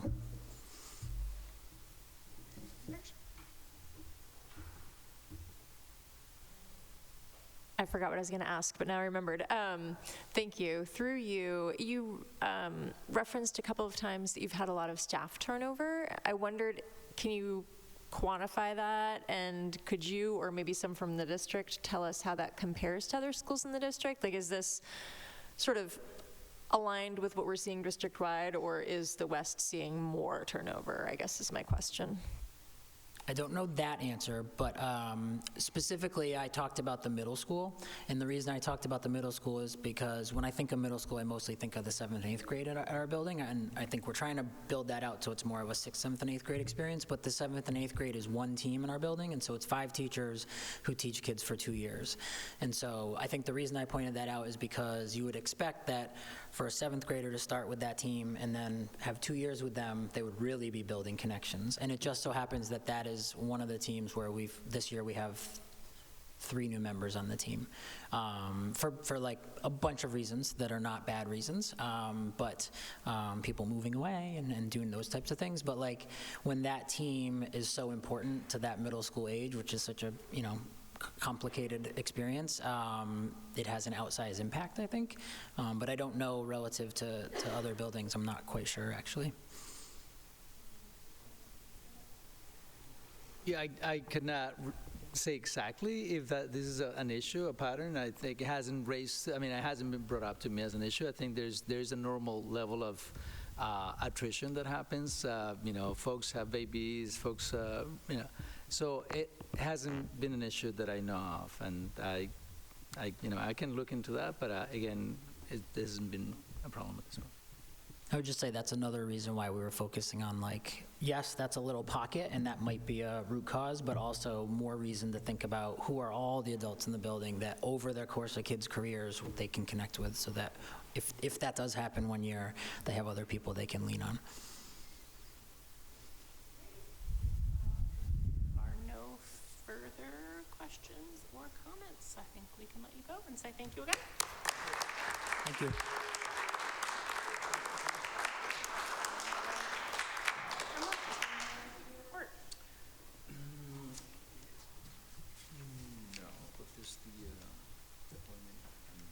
Right, there is the personnel report. Is there anything you want to highlight from that? Yes, personnel report. I will, a couple of things that I want to share, but those of you who are here and who have kids at home, welcome to exit at the right time. So, but thank you for coming and joining us. Yeah. So I want to share a couple of retirements. Kathleen Raywood, she has been in our district for 12 years, and Gloria Sierra Galvez, she has been in our district for 26 years. So congratulations to those retirees. Woo! And also on a positive note, we continue to hire substitute teachers, so a big kudos to Marie Baxter for the hard work of making sure that those substitutes keep on coming. Our athletic coaching positions for the spring are fully hired for as well, and HR is working on deadlines like making sure those educators who are on leave come back for the 25-26 school year. The posting for 25-26 school year are now up on Talent Ed, as well as our summer positions, and the letters to notify temporary teachers that their assignment is over as of 6/17/25 have been sent. And HR is also getting ready for bidding and bumping. So there is a lot of activity in the HR department at this point, but I wanted to share some of the positive things that are taking place in that department. Thank you. Are there any questions about the personnel report? All right, that brings us to some reports of subcommittees. I will entertain a motion. I move to accept the report of the school committee meeting for the school building facilities maintenance subcommittee for March 3rd, 2025. Is there a second? Second. Motion by Mr. Bitone, seconded by Dr. Ackman. If there is no discussion, all in favor? All opposed? Motion carries. That brings us to another subcommittee report. I move to accept the finance and facilities report from March 19th. Motion by Dr. Ackman, seconded by Ms. Barish. All in favor? Aye. All opposed? Motion carries. Dr. Carmona, do you want to take these out of order since we have Ms. Barrett? Okay. what I was going to request. All right, so if there's no objection, I'm going to take things out of order and go to the interim Chief of Finance Officer appointment. Dr. Carmona. Great, thank you, Chair. Through you, I am going to explain my reasoning behind that, but I wrote it down because there's a lot to say, and I want to make sure that I don't miss anything. And I have Mr. Barrera here too, so we might have him join us for a short period. Hello, but it's not necessarily either. But I just wanted to start by. I want to recommend that you authorize me to appoint Robert Bobby Barrera as the SPS interim CFO in our district. This recommendation comes after months of reflection, self-assessment, and extensive networking, all against the backdrop of a highly competitive market for CFOs. Bobby is an exceptional candidate for many reasons, but above all, he gets it. He understands that a student-centered system requires student-centered financial decisions, where resources are aligned with what matters most, our students and the educators who support them daily. As we all know, priorities are often reflected in financial decisions. Don't tell me what you value, show me how you spend your money, and I'll tell you what your priorities are. That mindset is precisely what Bobby brings to the table. Bobby's impact has been evident in his work on enhancing our MTSS system. His approach, methodology, and agility in developing actionable solutions have been not only impressive but inspiring. Since the beginning of the budget collaborative process, he has demonstrated a unique ability to pair creative problem solving with financial acumen. His leadership, marked by integrity, humility, and a sense of urgency, has elevated our team's work. And I have seen firsthand how he identifies opportunities to improve systems and processes. I have no doubt that he will bring that same strategic lens to our financial systems, ensuring they support rather than hinder our school operations. While Bobby is not an accountant by trade, he holds a master's degree in business and human relations. More importantly, he comes from a family of certified public accountants and retired Treasury Department civil servants, which, as I often say, that means that he has Excel sheets running through his veins. It is rare to find individuals whose strengths shine across multiple fields. Dr. Jeff Curley transitioned from Chief of Staff to Superintendent, and Dr. Jessica Boston Davis advanced from Director of Equity to Assistant Superintendent.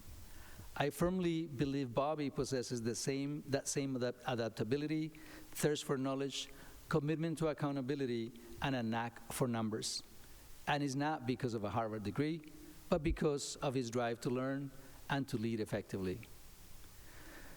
I have included Bobby's resume and draft entry plan in your packet for further context, and I welcome any questions and look forward to discussing this recommendation further.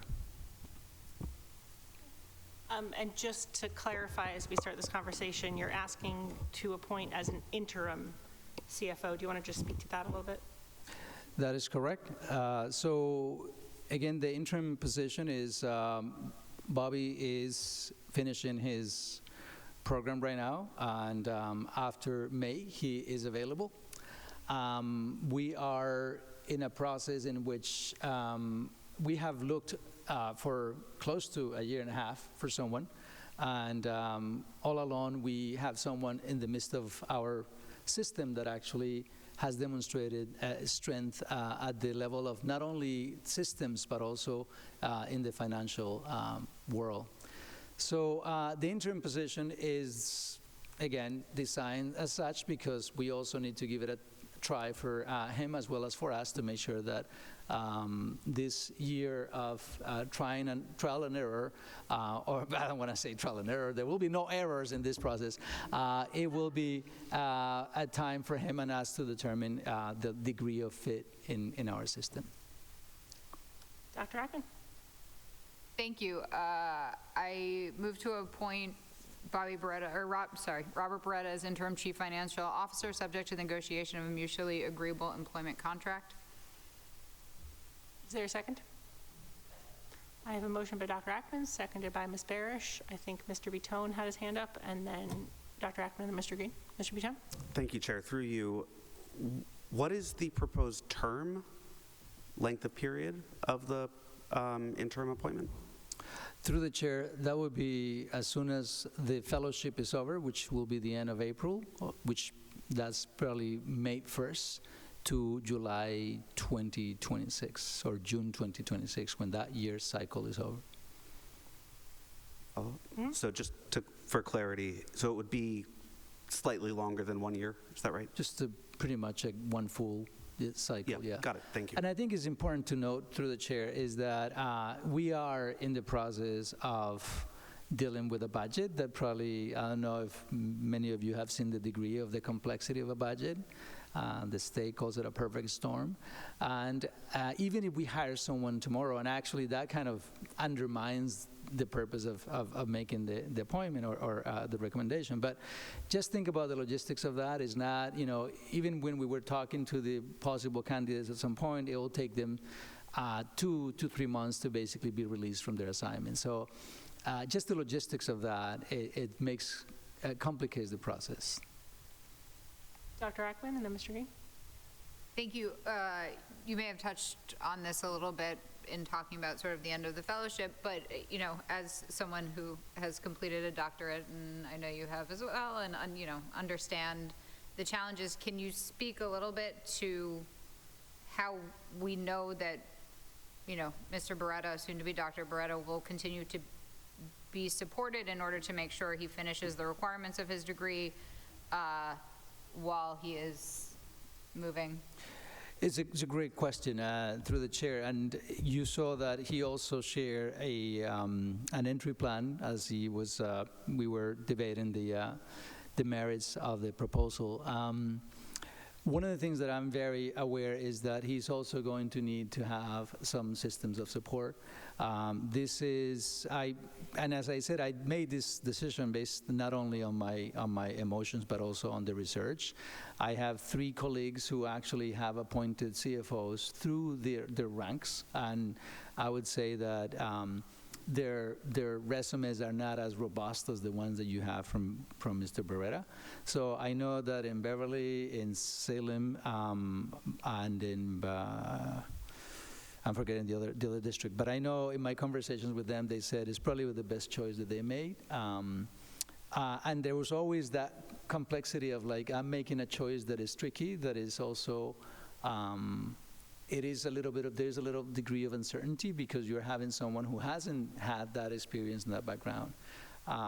But what I am clear about is that we need to put supports in place. And so I know that the team we will continue to have Pat in that capacity until we feel that he's in solid ground. We also have reached out to open architects who are aware of this level of training and assurances, and they said, yep, this is something we do, and we can actually guarantee some steady support. Mr. Green? I appreciate Dr. Pascal's supports. I remind us all that, of course, we'd expect supports for any first-time CFO in the same way we would for a first-time assistant superintendent, a first-time superintendent, for that matter. Like, mentorship for leadership roles is part of anyone's first time doing these jobs. I am particularly interested, of course, in having a CFO that actually has background in building management, because I've long since believed that our long-term goal should be to merge the CFO role with some operations role. So I'm hoping in having a candidate who has that educational management and operational background, we can get to that point. But really what I would love to hear is from the candidate themselves and have some words from them about their year, their interests, et cetera. So through you, can we get Bobby to say a few words? Bobby, are you willing to come up here and say a few words? Can I say something? Oh, no, I'm sorry. No, go ahead. And then So Andre said the thing that is actually, for me, a huge driver. I remember when I first fell in love with this job, in my early years at Boston College, one of the things that they did is they exposed us to different superintendents, and I remember one superintendent came with a team, and all his team was made up of folks who were instructional leaders and operational leaders, and also lived in different departments, HR, CFO, and I just thought, I mean, their ability to be able to understand the role from a perspective that matters, to me, that was so, I always dreamt of being able to do that, and it's like, but that's one thing that is really, in the literature, is very consistent, that someone who really knows instruction should be able to make decisions that are more grounded on the needs of students. So I just wanted to highlight that because I think it's powerful. All right, Bobby, are you willing to just give us a quick introduction, and then I'll come back to Ms. Patone, or do you want? Does it matter to you? Okay, go ahead. You can do your question, and then I'll take Bobby. Thank you, through you. I have a great deal of trust, and I appreciate the what you represented about the candidate and how confident you feel, and I appreciate you taking all that time to share that with us. I just had a quick question about sort of like licensure or certification. I see that in the plan that there's a plan to get an SBA, which is it school building? I don't know what it stands for. School Business Administrator. Thank you, School Business Administration. I'm just curious, is there any liability to the district to not have someone who's licensed in this, or have someone who's a certified whatever in this kind of role? It's a question. It's not a judgment. It's more, I'm curious about that. Well, Pat will continue to be with us. Pat Durrett, she's our interim CFO. Yeah. Joe Tringale also has managed the operation. Actually, he used to be at some point the CFO in our district. So both of them have fully committed their time and resources to support that transition. Again, as it is, we currently do the functions of both Pat and Joe do the functions of the CFO. So that will be a transition that will continue to be scaffolded to make sure that we are not left in a place in which we don't have an official title supporting the position. But I think the point Ms. Patone is making is if we appoint Mr. Beretta as the interim CFO, does it matter just from a legal perspective that he doesn't have that certification yet? Sorry, I didn't get your question. That's a great question, and I don't know the answer. Mr. Green, do you have insight? I do. Actually, the answer is he has to get it eventually, but we have a grace period for him to get it. And we don't know what the grace period is. That part, I can't say okay, how I'm just curious. I'm not questioning either his ability to get it, but I'm just curious about what the timeline is going to be in terms of pursuing this, because I also know this job is going to take up a lot of energy, and sometimes those things can back burner. I just want to make sure we're not putting ourselves into an uncomfortable or a place of negative liability and risk.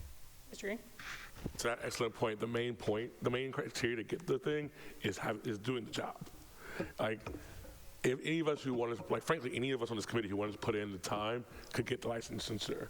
We just have to actually put in the time. So correct. That shouldn't be a threat. And if it is, again, at some point, whatever that law is, we can find that out. He legally can't do the job anymore. Through the chair, yeah. So I agree on that. I mean, I know that he will be licensed as a superintendent. So that's one big piece around that. And I know I have had principals who are CFOs who actually started in the job without even having the level of degree of, so it is much easier to get that license than once you actually have and he also has a business administration in his background. So I don't think that, but it's a good question. And I definitely will have to ask. I don't know if having two interims is an issue, but I don't think it is. But I'll look into that. Yep. And just a quick follow. Thank you. And just a quick follow-up through the chair. How long are we planning on keeping Ms. Durrett on contract as an overlap, just in terms of our exposure financially and what we're spending money on? Pat Durrett? Yeah. I think that Pat's support is critical until I think we need it. I don't think, I mean, in terms of cost, I think this is still cheaper than what we, some of the reasons why we actually were trying to figure it out is because there were a couple of folks who said, I'm never going to work for what you're offering me. And so, and basically for me is until we have a clear assurance that that transition can be handled in a way that makes sense. The other thing that is happening, as has been happening for a while, is that Bobby is part of our collaborative budget processes, our discussions around the best way to think about our finances and our system. So that process has started already. It's not a full term change into the day-to-day operations that he has under his assignment, but that work, that alone actually has helped significantly the team to think about how do we manage some of the challenges that we'll be facing in terms of budgets. Okay, thank you for your patience. Now, if you'd be willing to just give us a quick introduction. Well, thank you all so much. I wasn't prepared for a job interview tonight, but so happy to be here, and I'm just so grateful for the opportunity. So, yeah, I mean, when Dr. Carmona first approached me about this, I was a little bit incredulous. I said, this is not really my area of expertise, but we've talked about it over the course of several months, and, you know, I have, from day one, thoroughly enjoyed my time working here in Somerville and really built strong relationships with folks throughout the organization. So the more I considered it, and the more time that I've spent sort of working in our schools and seeing how our budget collaborative process works and how some of our other financial processes work, it really brought me back to my time as a principal. And, you know, I worked as a principal in a very large district, school district of Philadelphia, where the budget process was very cold. I got a number, and this was the number that I got, and I wasn't getting any more of it. And I felt often very frustrated because I felt like sometimes folks were giving me this number without truly understanding the context for what it took to run our school successfully and make sure that our students and our teachers and our families had all the supports that they need. So that's the lens that I'm really excited to bring to this role. Now, I know there is going to be a giant learning curve, but I really love learning. I've spent the last 3 years doing some full-time learning. And I've already been in contact with numerous district CFOs throughout the area. I've spoken with the CFO in Cambridge, the CFO in Worcester, the CFO in Malden, and a couple others as well, just to start to sort of build an informal network, but also to, you know, have folks to lean on when I'm running into situations where I really need to tap into my network and learn the things that I need to do this job successful. But I am very much looking forward to supporting the district financially, strategically, and also supporting, you know, Dr. Carmona's leadership and the work that you all are trying to do here as a school committee. So again, I'm very, very grateful to be here. Thank you for that and for rolling with the punches without being prepared for a job interview this evening. Mr. Green. I'm sorry, but like, this question I feel like I legally and ethically have to ask. Like, part of the reason that state law says that we have to approve the CFO when we don't have is proper business practice, make sure that there's frankly a check on the superintendent. So the question I would ask any person applying for this job is, if you thought there was financial mismanagement at any sort, can you assure us you would feel comfortable talking directly to the school committee about that? Absolutely. I think one of the things that has really driven me as a leader is like leading with a lot of integrity. And so, you know, I don't play poker. I don't have a great poker face. And when I see things are not right, I speak up about them. I think that's really what I've been trying to do throughout my time here in Somerville when it comes to rethinking the way we approach MTSS. You know, I've been really thoughtful about trying to uncover data that we're seeing in our schools and in our classrooms and presenting it to, you know, the school committee here, but also particularly to our leadership and saying like, hey, this is something we need to do something about. This is an issue. And so, yes, to answer your question. Okay. Are there other questions or comments? If not, there is a motion on the table from Dr. Ackman, seconded by Ms. Barish. All in favor? Aye. All opposed? Motion carries. Welcome. Thank you so much.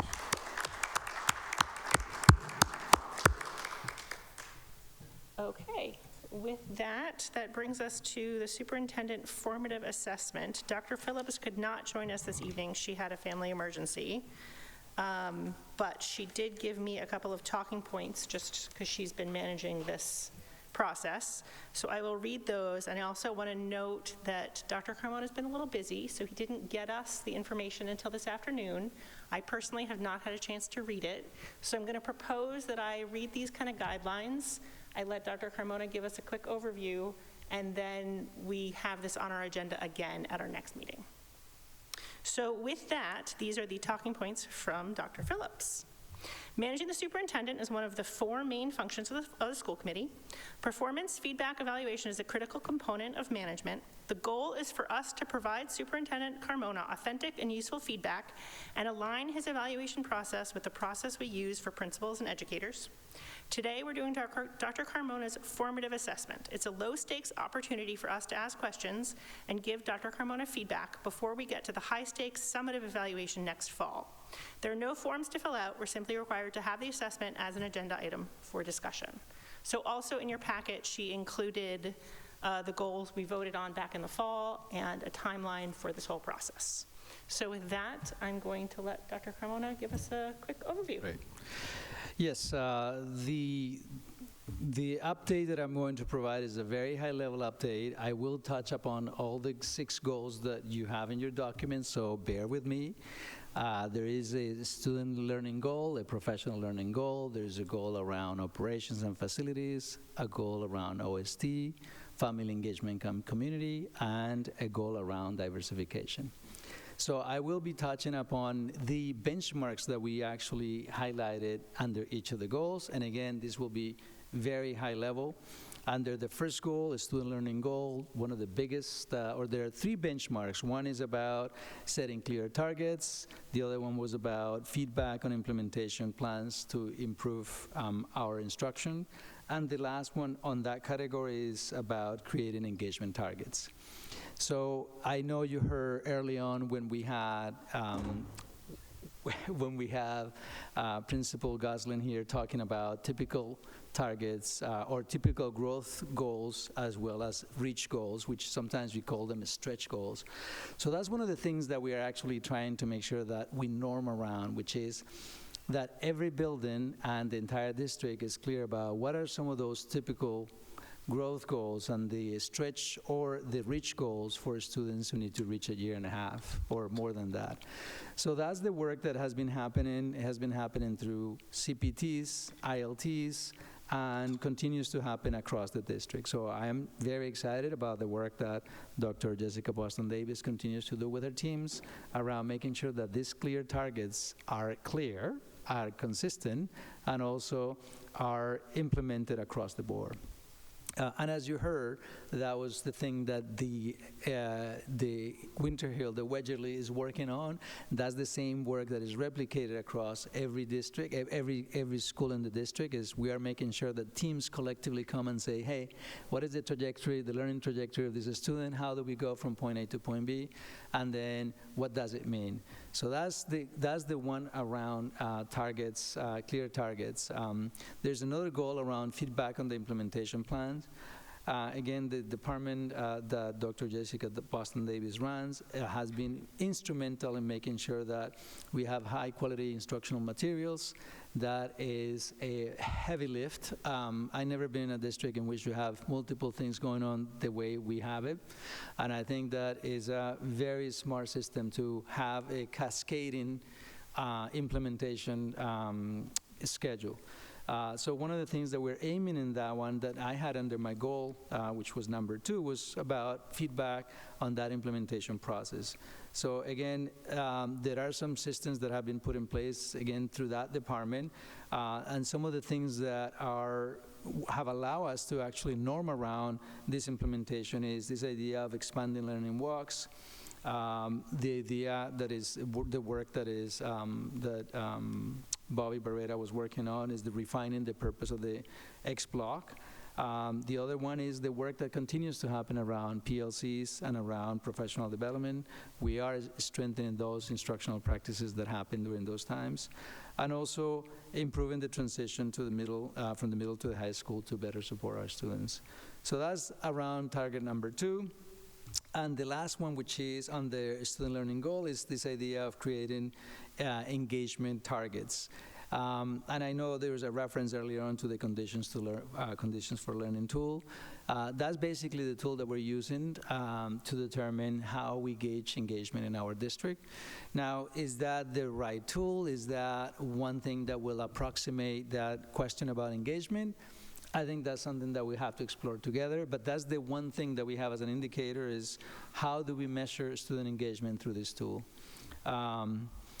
The tool will be administered on the 26th, so we won't have that data yet. So that's why I'm sharing with you progress of the different goals that I have within or different targets, benchmarks that I have within my goals. So that's the student learning goal. Are you still with me on this one? All right, so professional learning goal, again, I'm trying to give you a very general bird's eye view of the goals. The second one is about professional learning goal, and basically there are 3 benchmarks around that. One is about completing and being engaged in the NSIP superintendent development process, and the other one is finding evidence for you to make the connection between how is this information or this learning is helping my strategic leadership and what is the impact that has on learning. So those are kind of the 3, but it's 2 goals in 2 goals in a nutshell. So I am completing that work. I mean, I can tell you that I feel that I'm smarter, that these experiences have reinforced a critical balance between strategic vision and responsive leadership. And but again, those are things that you probably will be able to judge based on your own judgment. So, because part of that might be anecdotal. So there are other pieces around becoming a much more grounded superintendent, which is that idea of how do I manage this issue of adaptive leadership? How do we embed that in the processes that we deal with that are complex, that might require more than a technical response? So that's the professional learning goal, and I can assure you I have attended all the meetings, and also I am probably one of the few schools that has created a strategic plan from the beginning as a result of the work that we were doing through the NSIP, and also the fact that the district was primed for that kind of change. The next goal is an improvement goal around this idea of operations and facilities. And that's a goal that you as a team recommended me to have, so I added that goal. And again, this is the result of the work that happens through different departments, and I am going to give significant kudos to Amara Anosiki, our Chief of Staff. After the reorganization, she took upon making sure that the relationship and the systems that we built with the city were aligned. So the goals around there were 3 goals, making sure that there was 100% principals completed the facility service that we have at that point. There's another goal that is quite complex, which is determining what's the rate of completion of 311s. In my mind, I read that as what is the prioritization system that we have for 311s, and how do we do that collectively with the city? And the last one in that category of goal number 1 is securing MSBA approval for the next phase of the process. So under the 3 of them, there's a lot of information that I can share. You see the bullets in the document that I share. More specifically, I wanted just to highlight the fact that there was a comprehensive review of the 23-24 survey, and also one for the 24-25 that was conducted in collaboration with principals, district leaders, and the DPW, as well as the IAM group. So I think that is work that continues to be done, also has brought to the surface the fact that we are responding to some of the things that are more complicated, things that are related to safety, and that require a direct attention. And so that's the work that is happening. Again, is happening thanks to the work that Amara Nosiki has put in place. Another thing that I wanted to highlight on that is the relationship and the role clarity that is needed between the custodians and the building principals. That's one conversation that we have had with DPW, making sure that that relationship is well-defined. There is an issue of role clarity there, but they have been very open to rethinking how we how we improve these things. And the second goal under that one is a little bit complicated, is how do we judge the 311 system to make sure that that we see improvements on that is streamlined. That is a tricky one. One thing that I have to say on that in that regard is that Sam Elegine and Amara have met already with Rebecca Lynn Cooper. She is the City Digital's Innovation Officer, and they are working on a dashboard. And so this is a work in progress, but is something that we hope is going to yield some clarity around how are we tackling some of the 311 challenges that we see. In the absence of that, we currently exchange Excel sheets back and forth. But what I have to say, though, is that the reorganization, that was one of the impetus behind the reorganization, because I really wanted to get a little bit of a better window into the world of 311s and the challenges that we were facing as a community. And the last goal around under goal number 1 is, or the last benchmark is around securing MSBA approval for the next phase of the process. And as you know, we are on track to do that. Under goal number 2, which is all about family and community engagement, we have a couple of indicators or benchmarks. There are some that I am rethinking because of what the results that they're yielding as we look at them. So we have one that, well, there's three benchmarks around that. One was track access to determine baseline and rate of improvement. The other one was track staff participation by measuring access to the newsletter. And the last one in that category was to increase by 10% the number of families engaged in school events. So a couple of things. I think the first one, tracking access to the website to determine a baseline and determine what is the rate of improvement, is a tricky one. When you use clicks in a website, it doesn't really give you a clear understanding of quality of interaction or, we have 100,000 visitors on a yearly basis, 100,000 visitors.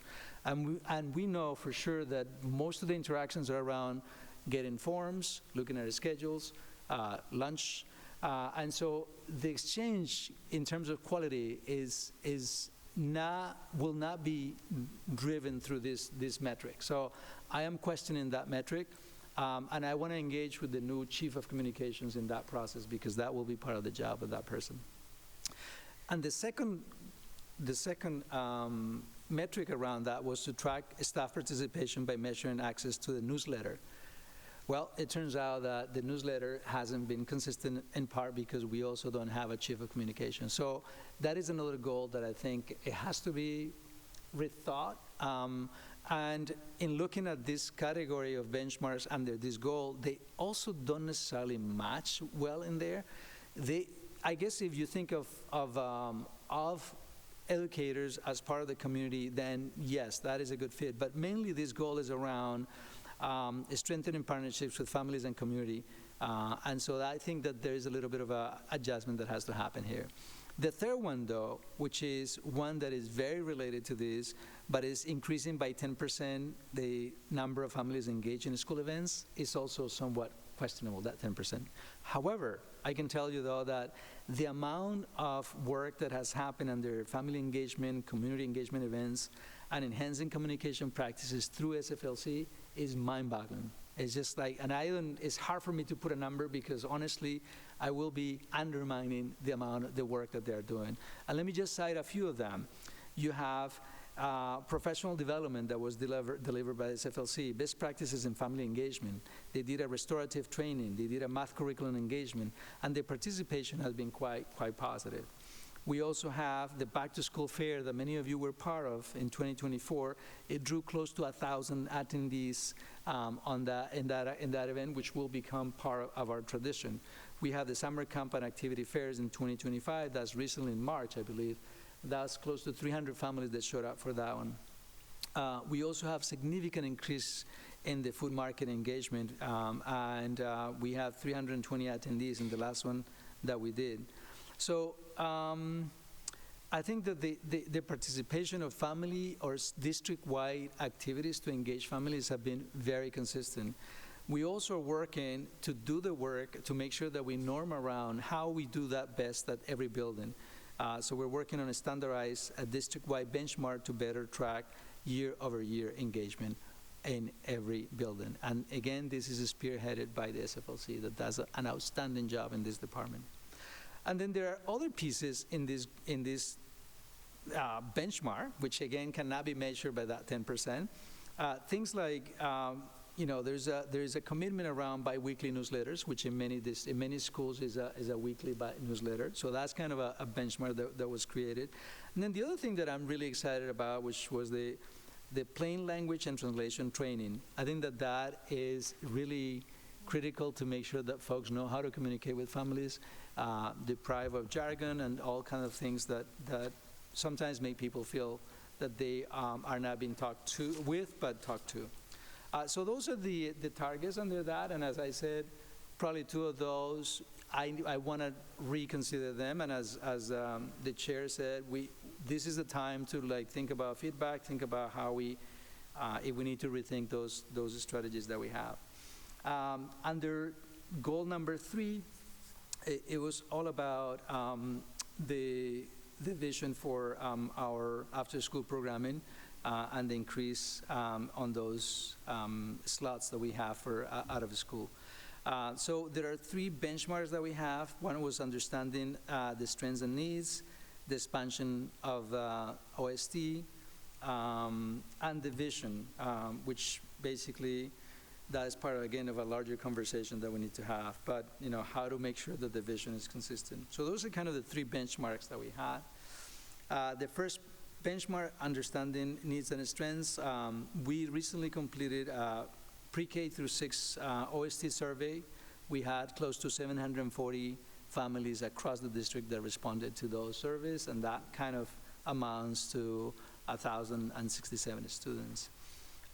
We also partner with HHS to include a question for the middle grade students in the 2025 YRBS survey. So that's going to give us some information as to some of the needs of our middle school students. And also we have had some significant increase on the capacity of OST. So we have new programming at the Kennedy, we have new programming at the Healy, increase of 25 students at the Healy, 30 students at the Kennedy. And we also have a challenge in terms of the question that has come up here multiple times at the East and the Winter Hill. There is a 10-page report that I am going to share with you from OST around what are some of the challenges that we're seeing at the Winter Hill. It's very comprehensive, and I won't be getting into that, but that's part of the question of what are some of the things that are getting on the expansion of OST? What are some of the roadblocks? And then there are other things that I wanted to report are not necessarily tied to a goal, but are tied to the progress that are some of the areas that we had some gaps. And that's basically on the process of procurement and selection, and also how we work with vendors. We had an issue last time with Apollo was a service provider that we kind of didn't do a good transition because our systems in place were not clear. So that has completely been addressed in terms of the systems that we use to vet our providers. And the other piece around this is that we now have something called the APTO tool. It's the National Institute of OST. Is a metric to determine the quality of the programs. Again, this is something that has been developed in collaboration with the city. We have the steering committee made up of 2 members of the Summer Promise and 2 members of our team, as well as SFLC. And so they are also kind of the team that is providing some guidance about making decisions that are rooted in the systems that we have from Summer Promise and SFLC. And again, we are doing some training. So there's right now the city has been trained, and then the second part of the training will be our community and site coordinators.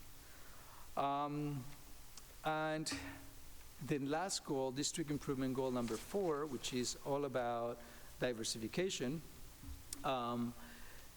The main issue on this one, or the metric around this one, was identifying the targets that we needed to use to determine how we have made progress or lack of progress. Part of that metric also was embedding the goals that you had from your last goal setting, I guess, into the strategic plan that we have. And so, first of all, I have to say that there is significant work happening here. There's a team, there's a diversification PLC that happens through the Department of Ed, and Karen and the HR team actually have spearheaded that work. And so the conversations around what are the best practices around diversification continue to be part of the center of the work that they do. But the biggest part around this target, this metric that we haven't really nailed down yet, is this idea of having a system that allows us to do that. So we actually have purchased a system. It's called the Human Resource Information Systems, HRIS, and that is the thing that would allow us to fully integrate all the different systems to determine what is a metric that we can use to determine retention, attrition, and workforce diversification. So until that is in place, and again, in conversation with Karen, most likely will be towards the end of the school year, I think a system will not be able to be conceived to determine the specific, or not to determine, but to have reliable data. Because I know she has said to me, look, this is good, this is good, this is good, but I keep on saying, well, we need to have a percentage, because we had a percentage before. Whether it was an arbitrary percentage or not, we had a number. But the reality, though, is that I don't think we want to commit to a number without having a very good, solid data to begin with. I have anecdotal data. I can tell you how diversified our central office is, how our administrations are, but we need to have some specific tools that can allow us to determine that with some degree of certainty. So I tried to do that as fast as I could, so I didn't bore you, but that's basically, in a nutshell, the focus of my update. Yeah, that was a lot. Thank you. All right, so as we discussed, we will have this on our agenda again to give everyone time to process this and read it, but I will certainly open it up to any questions or comments now. Ms. Patel? Thank you, through the chair. Thank you. It's a lot here. It's a lot to digest. I did have a specific question just because it's the last thing you talked about. It's what's in my mind. Are we developing an HRIS? Are we purchasing an HRIS? I mean, I know these things exist and people usually buy them, but when I see the word developing, I'm curious. And what's the thought process around that? Through the chair, that is a good question. I know that, Karen, we have a company that is providing some systems, and I know that we meet with them to actually customize that. So it is a standalone system, but requires customization. So I don't know that. I think is ASOP. Not sure. Frontline. I think it's Frontline, but it is not as easy as I thought, because you have different systems that interact with that. We have different reporting systems to the Department of Ed, to Munis and our internal Aspen, and so they don't talk to each other well. All right, are there other questions or comments? Yes, Ms. Barish. Thank you for providing us with that summary. That was really helpful. With respect to the website technology goal, which I, of course, just closed, so just give me 1 second. I'm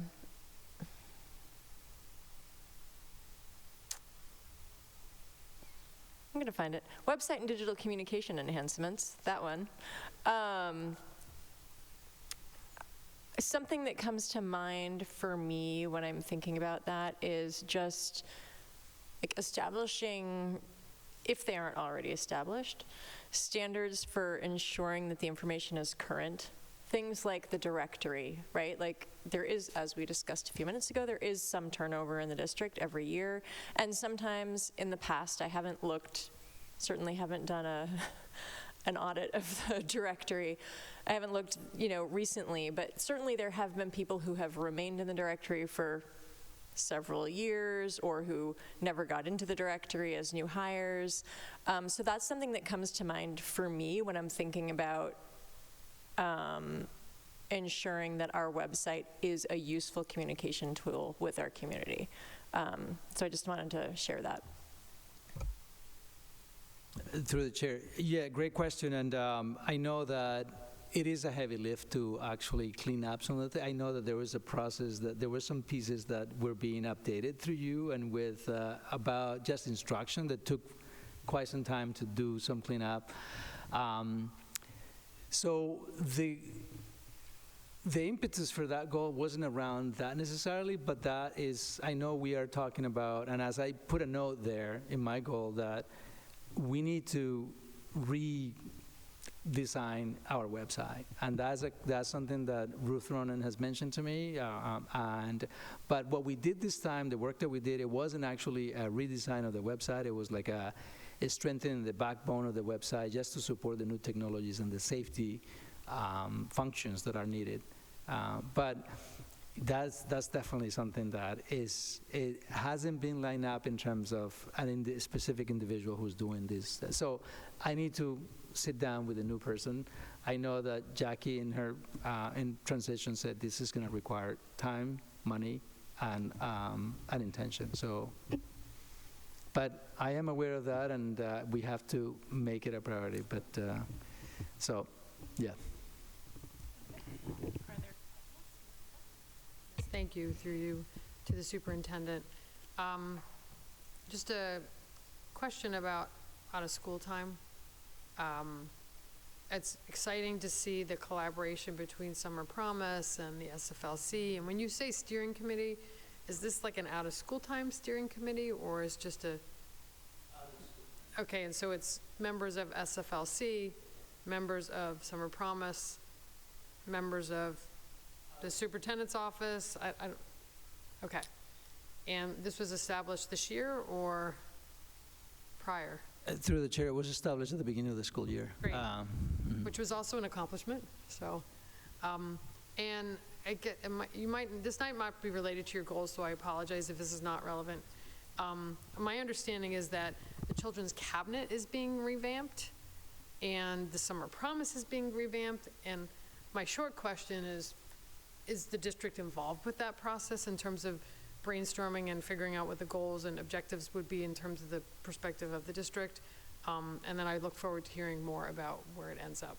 And I'm the Children's Cabinet rep, so I just found out they've been on hiatus, and so hopefully I'll get more information. But great question, through the chair. Yes, in my conversation with the director of Summer Promise and with the director of SFLC, both of them have come to me and said, let's reimagine how that's going to be more functional. Then yes, and my understanding is it had lost some of its direction or whatever you call it. So yes, I am aware of that, and we have had conversations, but we haven't settled in terms of like what is the goal, what is the vision for that. But yes, I'm fully aware. And follow up. So it sounds like you or some members of the district are being part of that process. Yes, I think the last meeting was 2 or 3 weeks ago, so now that you say it, it's like, oh my gosh, I forgot where we left it, so just a few things that have happened in between. Okay. All right, if there are no further questions, we'll have this on our agenda again to discuss further. Okay, with that, we have a union agreement to authorize me to sign. I will entertain a motion. I move to authorize the chair to sign the Somerville Clerical Employees Union, AFSCME, Council 93, Local 2070 Integrated Contract Agreement. Second. I have a motion by Ms. Barish, seconded by Dr. Ackman. If there is no discussion, all in favor? Aye. All opposed? Motion carries. Now we have some grants. I will entertain a motion. I move to accept all federal entitlement and continuation grants and all state continuation grants awarded to the Somerville Public Schools listed below. A state grant for adult education and family literacy in the amount of $99,004 to scale for a grant increase. Second. I have a motion by Ms. Barish, seconded by Dr. Ackman.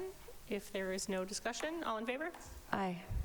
All opposed? Motion carries. Now we have a donation. I will entertain a motion. Motion to accept with gratitude the following donation, monetary to the library department from the Somerville Asian Family Network at a value of $1,641.31 to purchase books for the school library written by Asian authors to represent the AANHPI representation in the school's curriculum.